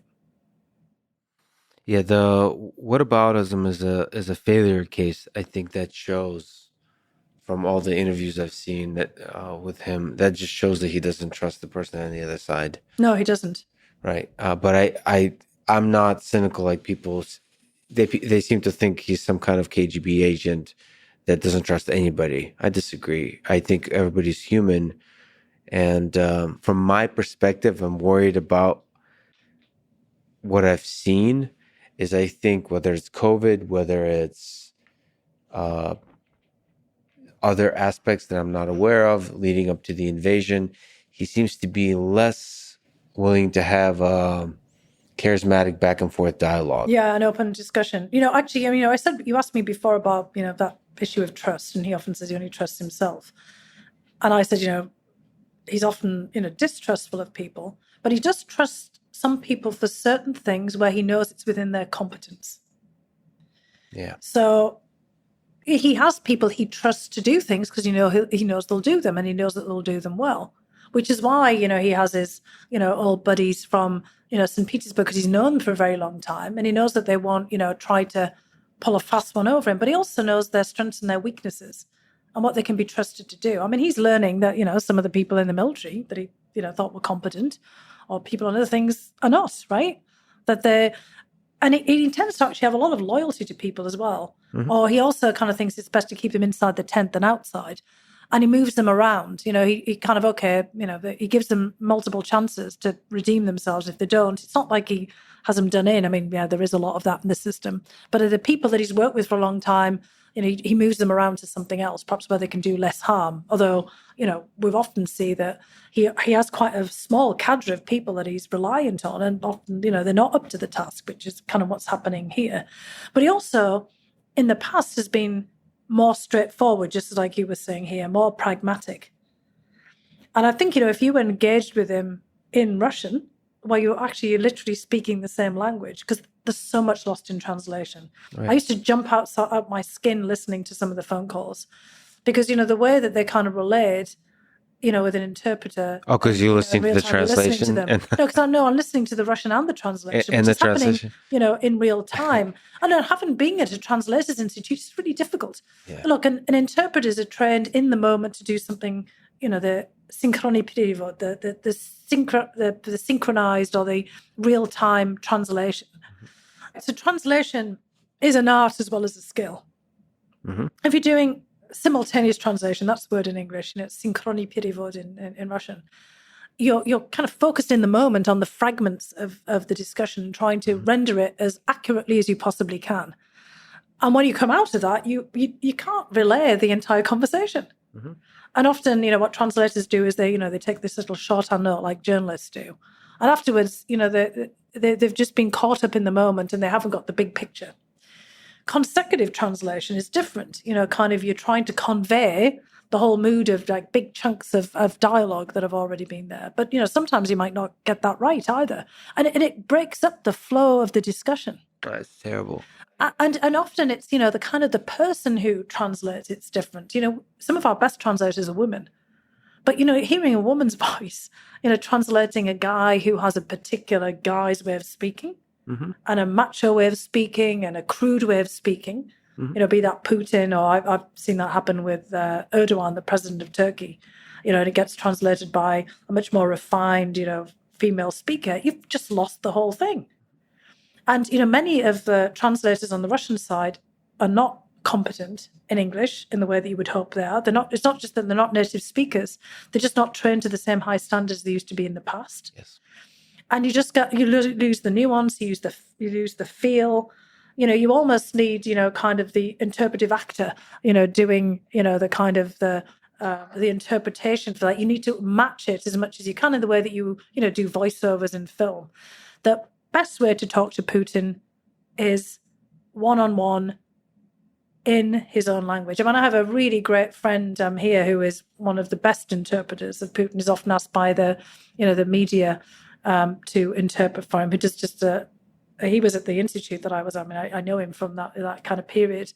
And he is just excellent, just like Pavel Palashenko was absolutely phenomenal at interpreting Gorbachev. Now, he didn't always interpret him accurately because Gorbachev made lots of grammatical gaffes, and sometimes was, Gorbachev himself would joke that Palashenko, spoke better for Gorbachev than Gorbachev could himself. Yeah. But Putin is actually quite precise and careful in the way that he speaks, because there's a lot of menace sometimes to things deliberately. Other times there's lots of humor, and he's telling a joke for a particular reason.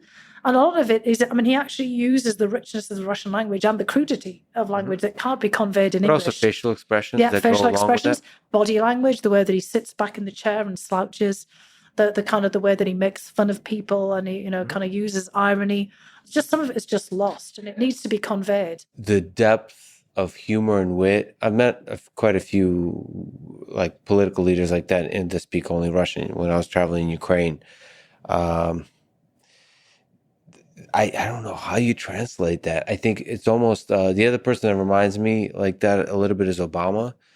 Obama had a wit and an intelligence, but he would smile as he said something that add a lot to it. Like that he's trolling you or he's being sarcastic or it's me converting into words. It's obvious that all English speakers, if they listen to Obama, but if you had to translate to a different language, I think you're going to lose a lot of. Yeah. I mean, when I watched I watched many of Putin's speeches, kind of just in Russian, not looking at any of the, the subtitles or anything. And it's just watching the way that his body language is at the time when he's saying things, the way that he'll smirk, he'll sneer, he'll laugh.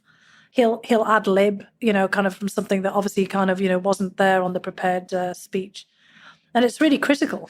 And, kind of some people speak, like Trump, it's kind of just words. Putin, the words are very important. Trump, it's the atmosphere. It's the kind of the way you feel about things. It's the buzz you get. It's revving people up. It's the kind of slogans. And Putin, it's, he's conveying a lot in what he's saying there. But I think, of course, I don't know much because I only speak Russian and English. But I have, in English or Russian, have not met almost anyone ever as interesting in conversation as Putin. I think he shines not in speeches, but in interactions with others. Yeah, when you watch those interviews and things with him, and I've been at many of these sessions, it's been hours of him parrying questions. And it's like watching a boxer sparring, in a kind of training bout. Yeah, come on, give me another one. And it's kind of like, and he prides himself, and he's made mistakes often, but the breadth of, the issues that he's often covered has been fascinating. And I used to just take, kind of really detailed notes about this because you learn a ton. But it's also about his worldview again. He does live in a certain box like we all do. And, again, his world experience is not as extensive as, you would hope it would be. But that's why you have to really pay attention. That's where we've messed up. That's where we haven't really paid a lot of attention to what he's been saying. He's been telegraphing this grievance, this dissatisfaction, this I'm going to do something for years. And the thing is, during wartime, combined with propaganda and the narratives of resentment and grievance, that you dig in on those. Like, maybe you start out not believing it, but you're sure as hell going to believe it eventually. Well, you convince yourself over time. Yeah. Look, the longer you're in a position like Putin, 22 years now, coming up on 23 years, could be out there for 36 years, you become more and more rigid. This is, again, something that you see in history. You look at, people through history have moved from kind of being kind of left-wing and, in their perspectives to hard right. They kind of have a sort of an ossification or a rigidity emerges in their views. Again, I used to have these arguments with Professor Pice about Lenin, because he would talk about Lenin. I said, yeah, but he didn't change his mind from being 18. Have you not thought about that? It's like we're not fully formed individuals at 18. We don't know anything. We know something, but not everything. And obviously the younger context, the kind of the way that you kind of grow up, the place you grow up, the things that happen to you, the traumas you have. All of these have an impact. But then if you don't grow beyond all of that, and Putin's been stuck in place since 2000 when he became president. He's not out and about, kind of being a man of the people. He's not doing the kind of things he used to do. Yeah, he gets out there and he goes to Kazakhstan and, kind of Tajikistan, and he goes to China and he does this and that. And then to COVID, he didn't go anywhere. Very few places. And so he's got stuck. And that worries me a lot, because you could see before that he, had a bit more of flexibility of thought. And that's why nobody should be in place forever. You should always kind of like get out there and go out there and learn a new skill. You need to get out more and do something different. You had an interesting point you've made, that both Vladimir Zelensky and Putin are thinking about, they're just politicians. They're thinking about the 2024 election, which is coming up for both of them. Yeah, I've said that in some of the other interviews. Yeah, that's true. That's so interesting. They do, yeah. Because their election's going to be pretty much at the same time as the U.S. election. Yeah. Also. Oh, theirs will be before. Because it's sometime in that early part of the year for the presidential election. Yeah, and also I don't know if you know about U.S. elections, but they actually last way longer than a year. We're in it now, aren't we? Already. We're already starting. So there's going to be a significant overlap. Yeah, do you think right. that actually comes into play in their calculus? I think it was one of the reasons why Putin invaded in February of 2022, because it was going to be 2 years. He thought it'd be over by March of 2022, and he got 2 years to prepare for, the election. And he got a big boost, not only, he got a boost from Crimea. I didn't mention that before. One of the reasons for invading Crimea and invading Ukraine the first time and annexing Crimea was, look what happened to his ratings. Yeah. They went from kind of declining, and they were still pretty good, by anybody's standards, to just rocketing off into the stratosphere. I didn't really meet anybody in Russia who thought that annexing Crimea was, kind of a bad thing. Even, kind of people who opposed Putin on so many other things. Crimea was, Krim nash, they kept saying. This is kind of, we got it back. It should never have gone away. It was ours, but this is more complex. And he wasn't, I don't think at the time, planning on annexing all of Ukraine when he went in this special military operation. He was going to try to turn it into what Belarus has become, part of bring back the Commonwealth of Independent States, or the Union, a new union with Belarus and Ukraine and Russia over time. But certainly, remove Ukraine as a major factor, independent factor on the world stage, and consolidate Crimea, and maybe kind of incorporate Donetsk and Luhansk. That was also a possibility, but it wasn't in his intention in any case to have something on this kind of scale. He wanted to get on with then preparing for what was going to be, he would think, the cakewalk, the shoe-in of the next presidential election. I mean, last time around, he had to invite a bit of competition with his person who's reputed to be his goddaughter, Ksenia Sobchak, for a bit of, kind of entertainment for people. This next time around, maybe he wasn't really planning on running, against any other, serious opposition. He was just going to have the acclaim of, the great leader, like President Xi in China. Putin, was basically, I think, he also hoped that he would be able to devolve some authority away, so he's more like the supreme leader kind of figure, the czar-like figure, the monarch, and then, other people get on with the chief executive, prime ministerial running the country, and he could kind of like step back and just enjoy this. Maybe there was going to be again a new union of Belarus, Russia, and Ukraine in some fashion, and he would preside over that. So speaking of opposition, you've criticized the famed Putin critic Alexei Navalny. What's the nature of your criticism? Well, it hasn't really been a kind of a criticism in the way that people have implied, but more just reminding people that Navalny isn't some stooge of the West, as other people have, kind of depicted him in the Russian firmament, saying that this is kind of, he's pro-Western. He's a Russian nationalist and a Russian patriot. In the past, he's articulated, things are not sort of dissimilar from some of the people around Putin. And it's more just reminding people that, just because you kind of see somebody as a kind of in an opposition figure, or somebody who might be more palatable from, your perspective looking from the West, they're not always going to be, what you think they are. Alexei Navalny is a Russian. And, in a particular Russian context, he's different from Putin, but he wouldn't necessarily, kind of run, the Russian system in ways that we will like. So it's not a kind of a criticism. It's more of a critique of the way that we look at things. I think it's a mistake to always, say, oh, this is pro-Western, or this is a, liberal. I mean, what the heck does that mean, pro-Western? I mean, he's a Russian. He's a Russian nationalist and a Russian patriot. And he's often, been, quite critical about immigration. He's had some negative views about, at one point, I remember he said, don't feed the Caucasus, kind of played upon some of the, the racial and ethnic tensions inside of, Russia itself as well.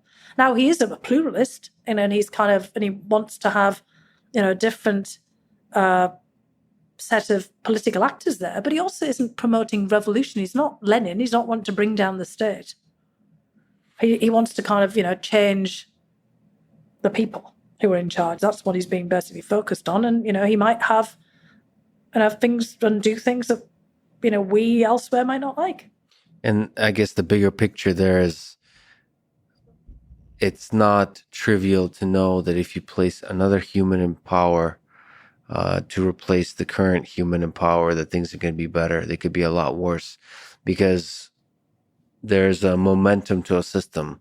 A system is bigger than just its leader, even when that leader has a huge amount of power. That's absolutely right. And, he grew up in that, same system. Now, he's younger than Putin, so he's got a different generational perspective. And he's not wedded to the Soviet Union. Or, kind of some concept of the Russian Empire. He doesn't seem to spend a lot of time. I don't know what he's doing, in jail, but he's probably not sitting around, reading Lomonosov and, the great kind of tracts of Russian history. Could be, actually. But, I think, Navalny has a different worldview and a different perspective, just like Medvedev was different, in his time in presidency, and made some, changes and some innovations there. But don't think that they're going to be radically different. Because look, Gorbachev, he was so different from Andropov and Chernenko and others as a person, but he was also constrained by the system. And he wanted to have change, but he wanted evolutionary change. He didn't know how to do it, but he didn't want to bring the whole system down. Look at Khrushchev. When he came in, after that whole period of everybody trying to figure out what to do after Stalin had died, and there was all this kind of back and forth, and eventually Khrushchev emerges, and he tries to make changes to the system, but he's also a creature of a very specific context. He's grown up in the same system, and he kind of brings all kinds of elements of chaos there, to the whole thing, and gets into a standoff with the United States that we know as the Cuban Missile Crisis, and eventually gets removed. We're looking at what's happening in the United Kingdom right now. They've just churned through 3 prime ministers, and actually 5 prime ministers in kind of as many years. But all of those prime ministers have come out of the context of the Conservative Party, and they're all kind of just shades of the same thing. They've all come out of the same academic and kind of privileged backgrounds. Even Rishi Sunak, the new prime minister, who's the first Indian or Anglo-Indian prime minister in British history. It was a kind of phenomenal, kind of as a child of Indian immigrants, but also a person of great privilege from the same academic and party background as the others. So there are always differences with those human beings, but those contexts matter a lot. What is the probability that Russia attacks Ukraine with a tactical nuclear weapon? Well, Putin's definitely been thinking about it, right? I mean, he is the kind of person, if he's got an instrument, he wants to figure out how to use it. We look at polonium, we look at Novichok, we look at all kinds of things, that he's also presided over in Syria. He has, put in charge of the war in Ukraine now, General Severikin is known as General Armageddon, the kind of person who, pretty much facilitated the use of chemical weapons in Syria, for example. So, don't think that Putin, hasn't thought about how ruthless he can possibly be. The question is really the calculation. It's his estimation of the probability that it will get the desired effect. We keep talking about this idea of escalate to de-escalate. That's not what the Russians, how they call it, but it's the whole idea that you do something really outrageous to get everybody else to back off. Yeah.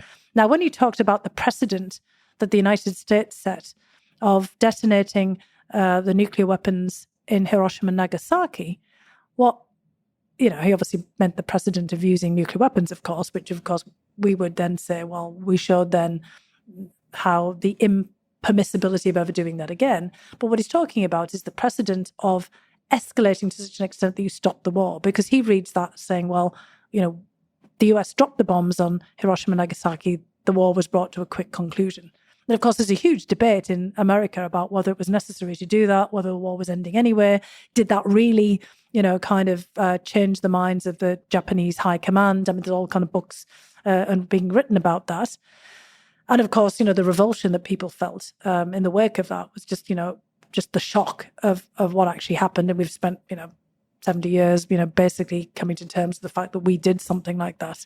The firebombing, we've also looked at all the bombing, in Vietnam and everywhere, and, the all these massive bombing campaigns, and realizing they actually often had the opposite effect. Hiroshima and Nagasaki might have contributed, and there's a lot of, scholarship suggesting it did to the end of the war. But a lot of the big bombing campaigns, the destruction actually prolonged wars because they made people fight back, as we're kind of seeing in the case of Ukraine. So Putin has to calculate the probability that if he uses some tactical nuclear weapon, that it'll get the desired effect, which is get us to capitulate and Ukraine to capitulate. Us to capitulate, meaning the United States and the Europeans not supporting Ukraine anymore, pushing towards the negotiating table and negotiating Ukraine away, and Ukraine saying, okay, we give up, like happened in Hiroshima and Nagasaki or in Japan. So it's his calculation, as much as anything else, which is really important. He said, we have to show him that he won't get that out of it. It's kind of less our probability and, kind of the odds of it. It's just how he calculates that probability of getting what he wants. I mean, I guess that's how the game of poker works. It's your probability and your estimate of their probability and your estimate of their estimate of your probability, and so on and so it goes on. Yeah, exactly. I think he has 2 tools, right? So one is the actual use of nuclear weapons, and then the threat of the use. The threat is very effective. And the more real you make the threat. That's right. So it's like the more you approach the actual use, like get very close to using he's already using Chernobyl, Zaporizhia, and then Yuzhno-Ukrainsk, the other nuclear reactor. So he's using civilian nuclear reactors as a dirty bomb. So, it's ironic that He has Sergei Shoigu, his defense minister, calling people up and say the Ukrainians are going to use a dirty bomb. They're already doing it. I mean, what is kind of more destructive than stirring up all the radioactive dust in Chernobyl as you send your troops through, for example, or shelling, the Chernobyl plant and the sarcophagus and putting it at risk. And Zaporizhzhia, you've got the International Atomic Energy Agency running out there in utter panic and, kind of also trying to intervene in the conflict. So you're putting, civilian nuclear reactors at risk. I mean, that also has the great added effect of cutting off Ukraine's power supply, because Zaporizhzhia in particular was a third of Ukraine's power generation, or some, really high percentage. I'd have to go back and, take a look at that. But that's a twofer. It's a kind of a double effect there of undermining power generation, also frightening Germans and others who've already been very worried about nuclear power and, increasing your leverage on the energy front, but also scaring people from the perspective of the use of nuclear weapon. Those reactors also become a nuclear weapon tactically deployed. And as you said, the discussion of using a nuclear weapon and engendering all those fears. And he's already got an effect. Everyone's running around talking about the Cuban Missile Crisis and secret diplomacy and how we negotiate away Ukraine in return for Putin not blowing up a nuclear weapon. So he's got a lot of people already talking about that. So sorry for the difficult and dark question. It could be for you directly, or more like, do you think we have a plan for this? What happens if he does drop a nuclear weapon? Do you have a sense that the United States has a good plan? I know we're talking about it. I think we probably have several plans, because it depends on what, where, when, how. But don't these things happen very quickly? Well, there's also signaling and signs of movement there. I mean, I want to be very, kind of careful about this. But the thing is, it's also very important that we do this with other nuclear powers. So look, the other thing that's different from how it might have been in the past, and particularly different from the Cuban Missile Crisis and the Iran Missile Crisis, we're not the only nuclear players. China, has a major nuclear arsenal now, less on the strategic side, but building it up, but very much on the intermediate range and tactical. Kim Jong-un is firing off weapons left, right, and centre at the moment in North Korea. We've got other rogue states. Putin's behaving like a rogue state, just to be very clear here. And this is what we've got with Kim Jong-un in North Korea. We've also got India and Pakistan. And we've got other states that we're not supposed to talk about that we know have nuclear capacities, and others that would like to have nuclear capacity. And the whole question here is about also proliferation. Getting back to that time when Ukraine had nuclear weapons, at least there on its territory in sort of Belarus and Kazakhstan, you've got to wonder, was it wise for them to give it up? We were worried about, kind of loose nukes, nuclear weapons, kind of getting out of hand, proliferation at the time. We wanted fewer nuclear powers. Russia wanted that too. Now we're going to have more. We've got more. And what Putin is saying is, well, that was stupid of Ukraine to give up the nuclear weapons. In fact, my colleagues and I, back in our report and back in the USSR, kind of suggest they shouldn't give them up. And then that's why we had the Budapest Memorandum. That's why the United States and the United Kingdom in particular have, basically some responsibility and obligation going back to 1994 when they promised Ukraine that gave up the nuclear weapons, their territorial integrity and sovereignty would remain intact, some obligation to actually do something to step up. If we step back from that, this is the thing that people are not talking about. What about nuclear proliferation? If you're South Korea, you're Japan, you're any other country that's kind of worrying about your neighbours, and, what might happen to you. And just like India and Pakistan are both like, whoa, we've got to kind of keep our strategic nuclear balance here. Everything is up for question. Saudis will want a nuclear weapon. The Turks already want one. They've talked about one for years. Why should the Iranians be the only one with an Islamic nuclear weapon? And if we know that, Iran has breakout capacity now, the Saudis and all the other, states that are in opposition to Iran will also want to have some nuclear capacity. And the United States before wanted to maintain everything under the nuclear umbrella. One of the reasons why Sweden and Finland are joining NATO is because of suddenly all of these nuclear threats. Sweden was actually the last country on the planet to want to have nuclear weapons. They were actually pushing for a ban on nuclear weapons at the United Nations. Now that Putin's doing the nuclear saber rattling, they're talking about joining and are on the verge of joining a nuclear alliance. Mm-hmm. See what's happening here. So we have to make it more and more difficult for Putin to even contemplate that. That's why people are saying this is reckless, this is irresponsible. Putin is actually making the world less safe for himself down the line either, but he's thinking short term here. He's thinking, what can I do? What do I actually have? You can also destroy lots of infrastructure as he's doing. You can use subversion. We're worried about all of the undersea cables, all these weird things happening, off Orkney or in the Mediterranean, or all these other things that are happening, Nord Stream 2 pipelines, other infrastructure. There's all kinds of other things that you can do as well here. It's not just, again, there's a civilian nuclear threat of blowing up, one of the reactors. Now, he's got to be sure about where the wind turns and the wind blows. And there's all kinds of things to, factor in here. But Putin is definitely sitting around calculating with other people, what can I do to turn this around? I mean, he still thinks that he can win this. Or, in other words, he can end it on his terms. Crimea, Donetsk, Luhansk, Kherson, Zaporizhia. And, capitulation. All recognized as being part of Russia. Or he can freeze it and then, kind of figure out where it goes from there, what other pressure he can put on. I mean, I'm sure he's confident he can get rid of Zelensky and he can prevail over us. I mean, look, the UK is going through prime ministers, faster than I'm changing my socks, so it's like, he can, prevail on the, basically he can have an impact on the political scene in Europe and elsewhere. I mean, again, everyone's talking about winter coming and Putin's thinking, yeah, great, I've, destroyed the infrastructure of Ukraine. Are you worried about the winter? Well, yeah, but I mean, look, the other thing is that we have to start preparing. I mean, we have to start thinking about this. We've got a wartime economy situation. That's where we are. We've got the home front to think about as well. Putin has declared war on us. He did that on September 30th. In fact, he's done it at other points as well. We've just not paid attention. But he was pretty explicit in September 30th. I mean, go back and watch that speech. And, he is gambling that, people will go back, to basically taking Russian gas and oil, but it's not going to be that simple as well. And then, the question has to be, do we really kind of think he's going to play fair after that when he's kind of also shown that he can leverage that?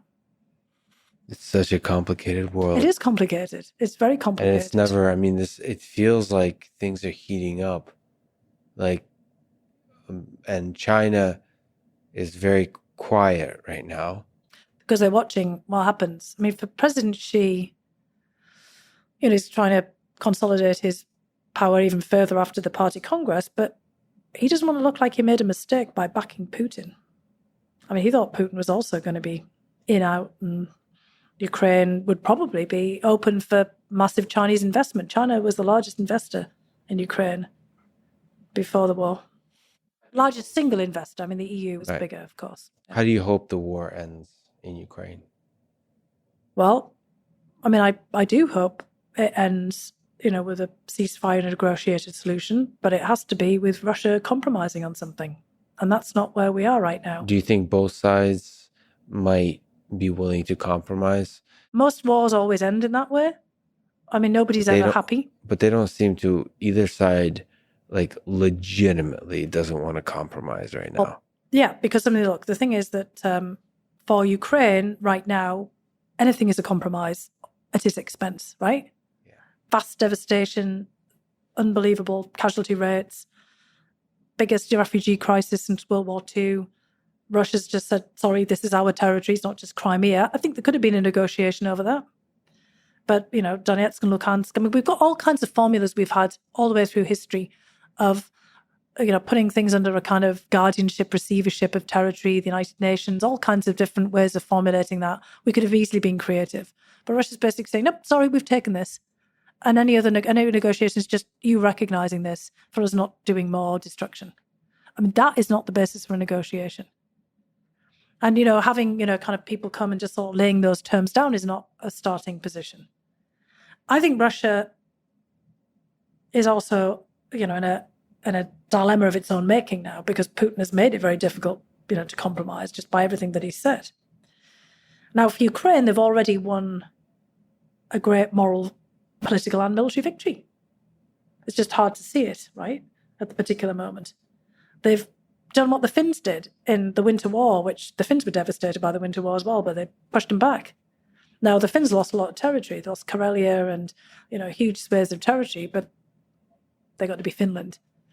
And now they're, joining NATO, but they've been part of the EU. The question is how to, get Ukraine to be Ukraine in a success. Yes. But, and that's the challenge. Now, they've already won psychologically, politically, militarily, because Putin hasn't succeeded in what he wanted to do, but he has succeeded in completely and utterly devastating them.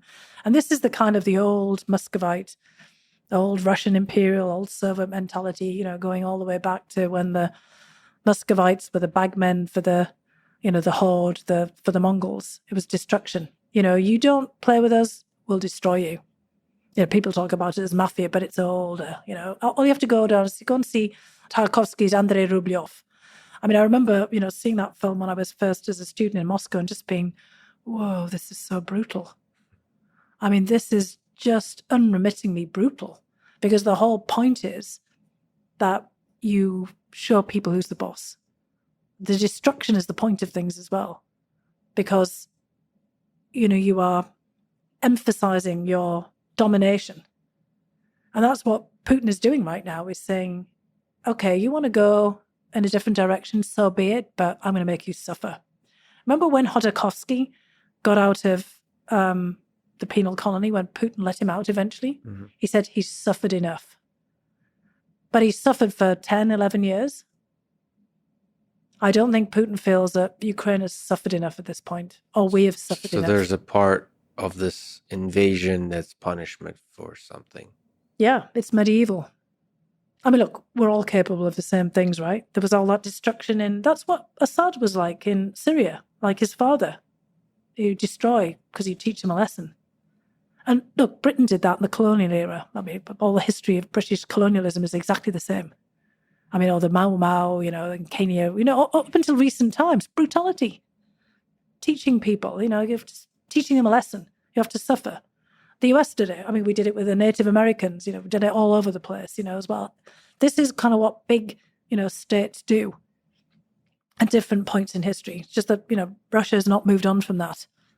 I mean, we've learned some lessons late. I hope, we've fully internalized them of, things that we've done, kind of the past United States. We ideally are trying to do better, and most of Europe's trying to do better as well. Think about France and Algeria. Again, we can see this in many different settings. But I think, for Putin right now, he hasn't taught all of us sufficient a lesson.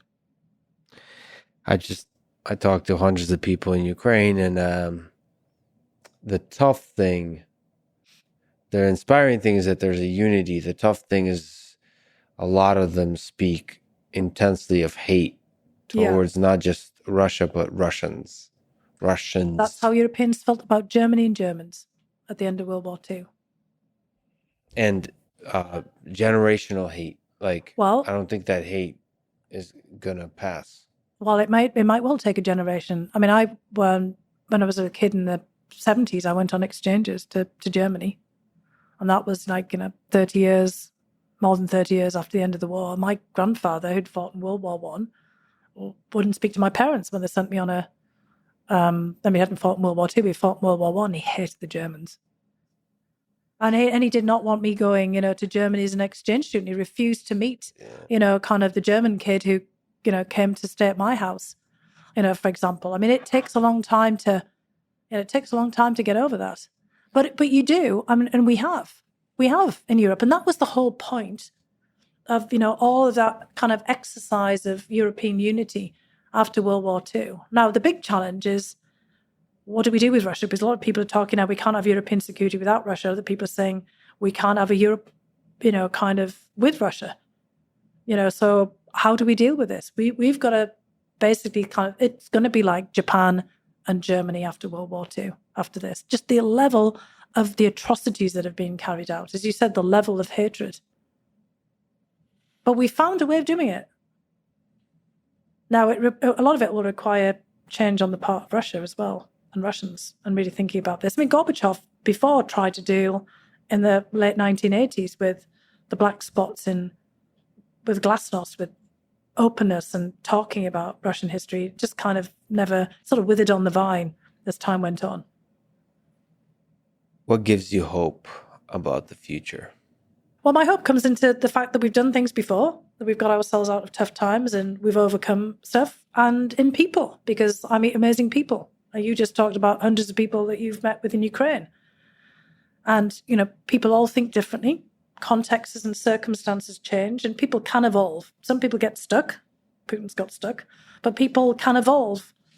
And, I do think that if we all pull together, and we've seen this in so many contexts, we can find solutions to things. Just like we get back again to our discussion about scientists and just the kind of amazing breakthroughs of, what we did on COVID or done on, kind of other, diseases and things. And look, there is some similarities. There's a pathology around war and conflict. Years ago in the 1990s, I worked on, a lot of projects that were funded by the Carnegie Corporation of the United States under the then presidency of David Hamburg, who was a scientist, and actually did see a lot of parallels between the sort of like the pathology of disease and, kind of the pestilence, of conflict kind of idea. And of course, these, parallels had to be very careful because, they're not neat. But there was kind of like an idea in there. And how do you sort of treat this? How do you deal with this? And we did come up with all kinds of ideas and, things that are still out there. We've created institutions that have helped to keep the peace. We just have neglected them, allowed them to degrade, just like the United Nations. And, we've created problems inside of them, like the veto power of the permanent powers on the UN Security Council. But we can change that. You're just got to have a will. And I do think out there are sufficient people with a will. And we've just got to get people mobilized. I mean, I'm always amazed by how people can mobilize themselves around a crisis. Remember Winston Churchill, I don't quote all the time because I can never remember half his quotes, but I do remember the one about never let a good crisis go to waste. And I always think that we shouldn't let this crisis go to waste. And something else can come out of this. Just like in Ukraine, look, we worried before about corruption in Ukraine, the influence of the oligarchs. We've got our own oligarchs here in the US we need to, deal with as well. But this is a chance to do it differently. Yeah, it really is a chance to do things differently. And a part of that is young people. I have to ask you. It is young people. I mean, I'm feeling a bit on the older side now, but I still feel I've got, a bit of, kind of youth within me yet. At 57, I'm not that old, but I'm not that young. But we have to work together with younger and older people. You've got to work together in coalitions of, across generations. You remind me of kids who just graduated college and say, and I feel old. So yeah, no. I don't actually feel old, but it is a number, age, and when you kind of think about when I was. I thought you don't like math. Yeah, I know. It's like things like that. Yeah, but I find it interesting. But I remember when I was a little kid, I kept thinking about the year 2000, and I thought, oh my God, I'll be dead. I'll be 35. Yeah, that's 22 years ago. You've overcome a lot of struggle in your life, based on different reasons, as you write about. Class being one of them, your funny sounding accent being another, or just a representation of class.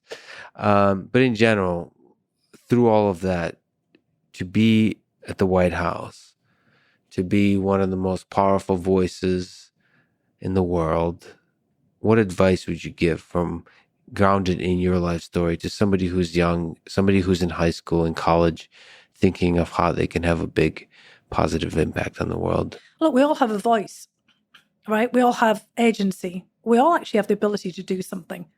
And you can, start small in your local community or, even in your own classroom, just helping, somebody else out or speaking up and advocating on behalf of things.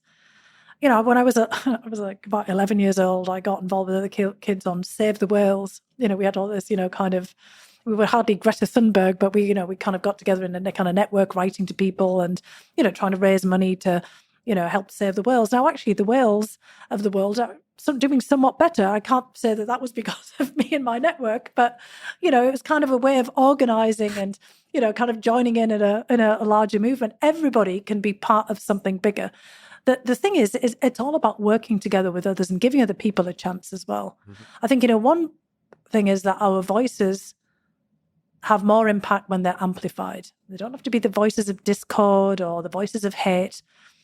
You've been, trying to do this with your podcast, kind of give people a voice, give them a kind of platform and, get them to join in with other people. And, one of the things that I've been trying to do is, kind of go and talk to just as many people as I possibly can and say, look, we can all do something here.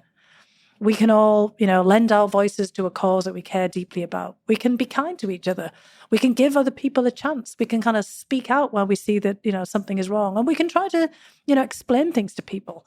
And what I'm trying to do at the moment is just sort of explain, what I've learned about things and, hope that helps people make informed judgments of their own and that, kind of maybe take things further and learn something more. It's like kind of like building up on, the knowledge that I have, to try to impart to others. And everybody can do that different ways. You can kind of like reach back. If you're 14, help somebody who's 7. If you're 21, help somebody who's 14. Kind of if in, the kind of my age now, I'm always trying to, reach back and, work with younger people, listen to younger people, help them out, make connections for them, listen to what they have to say about something, try to incorporate that in, things that I'm saying as well. The main point is that we've all got a voice, we've all got agency, and it always works better when we work together with other people. But sometimes it can feel pretty hopeless. It can feel, there's low points. You seem to have a kind of restless energy, a drive to you. Were there low points in the beginning when, in your early days when you're trying to get the education where it may have not been clear to you that you could be at all successful? Yeah, there always were. There were lots of points where I was just despondent. But then, I'd meet somebody who would just suddenly turn things around. Now, was this luck or was I out there looking for it? Sometimes, if you're open and receptive to, kind of hearing something from someone else. There were often times where I felt so despondent, in such a black mood, I didn't think I'd be able to go on. And then I'd have a chance conversation with somebody. I once remember, I was sitting on a bench, it was probably 11 or 12, just crying my eyes out, just really upset. And an old lady just came and sat next to me, put her arm around me, said, "Oh, it's all right, pet. What's the matter? It can't be that bad, can it?" And it was just this human embrace. It's like somebody, just basically reaching out to me that snapped me out of it. And I thought, here's somebody just, she didn't know who I was. She just felt really bad that I was, sitting, crying. And I can't even remember what it was about anymore. Now it just seems inconsequential. At the time, I probably thought my life was at an end. Just, sometimes people making eye contact with you in the street and saying something to you can kind of pull you out of something. And, it's kind of I think you just have to open yourself up to the prospect that not everyone's bad, just like you were saying before, that there's, good in everybody. Even during, that really difficult period of the impeachment, I was trying to listen very carefully to people. And I thought, look, we still have something in common here. We need to remember that. Kind of when people are kind of forgetting who they are or, the context in their operating, there's always something that can pull you back again. There's always that kind of thread. So I'm sure you were probably attacked by a lot of people and you were still able to keep that optimism and that. Well, I kept it into kind of perspective. Like when I was a kid, things that I mentioned before, I got bullied, kind of again, and I tried to understand why they're doing this. One of the most amazing things that happened, really on was my dad was a pretty incredible person and he would always open my eyes to something. And I was getting bullied really nastily by a girl at school. And my dad started asking me questions about her. And one day, we were going to go for a walk. And my town's very small. Remember, it's very depressed, really, deprived area. And we go to this housing estate, public housing place that's not too far away from where I live. And it's really, kind of one of the most rundown places in an already rundown place. My dad knocks on the door and I said, "What are we doing, Dad?" And he says, "Well, we're going off to, we're going to visit somebody, an old family friend. I think they were even a distant relative." We knock on the door and this old man answers the door and he says, "Oh, Alfie." My dad's name was Alfie. Kind of, "Oh, fancy seeing you here. I haven't seen you. Come on in, have a cup of tea. What are you doing?" He said, "Oh, I'm just walking past with my daughter. We're going for a trip. We're going for a walk." And then suddenly I see that girl and she's in the kitchen. And I'm thinking, oh my God, bloody hell, British expression, what's this? And it turns out that Dad had figured out who she was and he knew her grandfather and she was living with her grandfather and she'd been abandoned by her parents and she was living in, pretty dire circumstances and she'd been getting raised by her grandfather and she was just miserable. And the reason she was bullying me was to make herself feel better. Yeah. And after that, she never bullied me again. I mean, we didn't even talk because there was a connection made. And suddenly she realized that her grandfather, who was the only person she had, knew my dad, and they were friends, or they were even family, some, kind of relationship there. I mean, I was related to half of north of England. I had no idea how we were related. Everybody was some relative because people have lived there for generations together. It's a very small area. And that turned things around. So just remember, you might have, and that's kind of suddenly taught to me there's always a reason why somebody's doing something. A lot of the times they're really unhappy with themselves. Sometimes there's something else going on in their lives. Sometimes they just don't know any better. And I shouldn't take it personally, because I don't have a personal connection with half these people who are out there saying that they want this and that to happen to me. Well, thank you for the kindness and the empathy you still carry in your heart. I can see it through all that you must have gone through in the recent couple of years. It's really inspiring to see that. And thank you for everything you've done, for the work you've written, and for the work you continue to write and to do. This seems like a really, really difficult time for human civilization on a topic that you're a world expert in. So don't mess it up. No, I know, but that's what I would say to everybody out there. Let's just keep it together, right? Yeah, exactly. Let's just keep it together. Your words have a lot of power right now, so it's a really, really tricky time. Yeah. So thank you so much. Given how valuable your time is to sit down with me today, it was an honor. No, thanks. No, it's a privilege and a pleasure to talk to you as well. No, thank you. Thanks for listening to this conversation with Fiona Hill. To support this podcast, please check out our sponsors in the description. And now, let me leave you with some words from John Steinbeck. Power does not corrupt. Fear corrupts. Perhaps the fear of the loss of power. Thank you for listening, and hope to see you next time.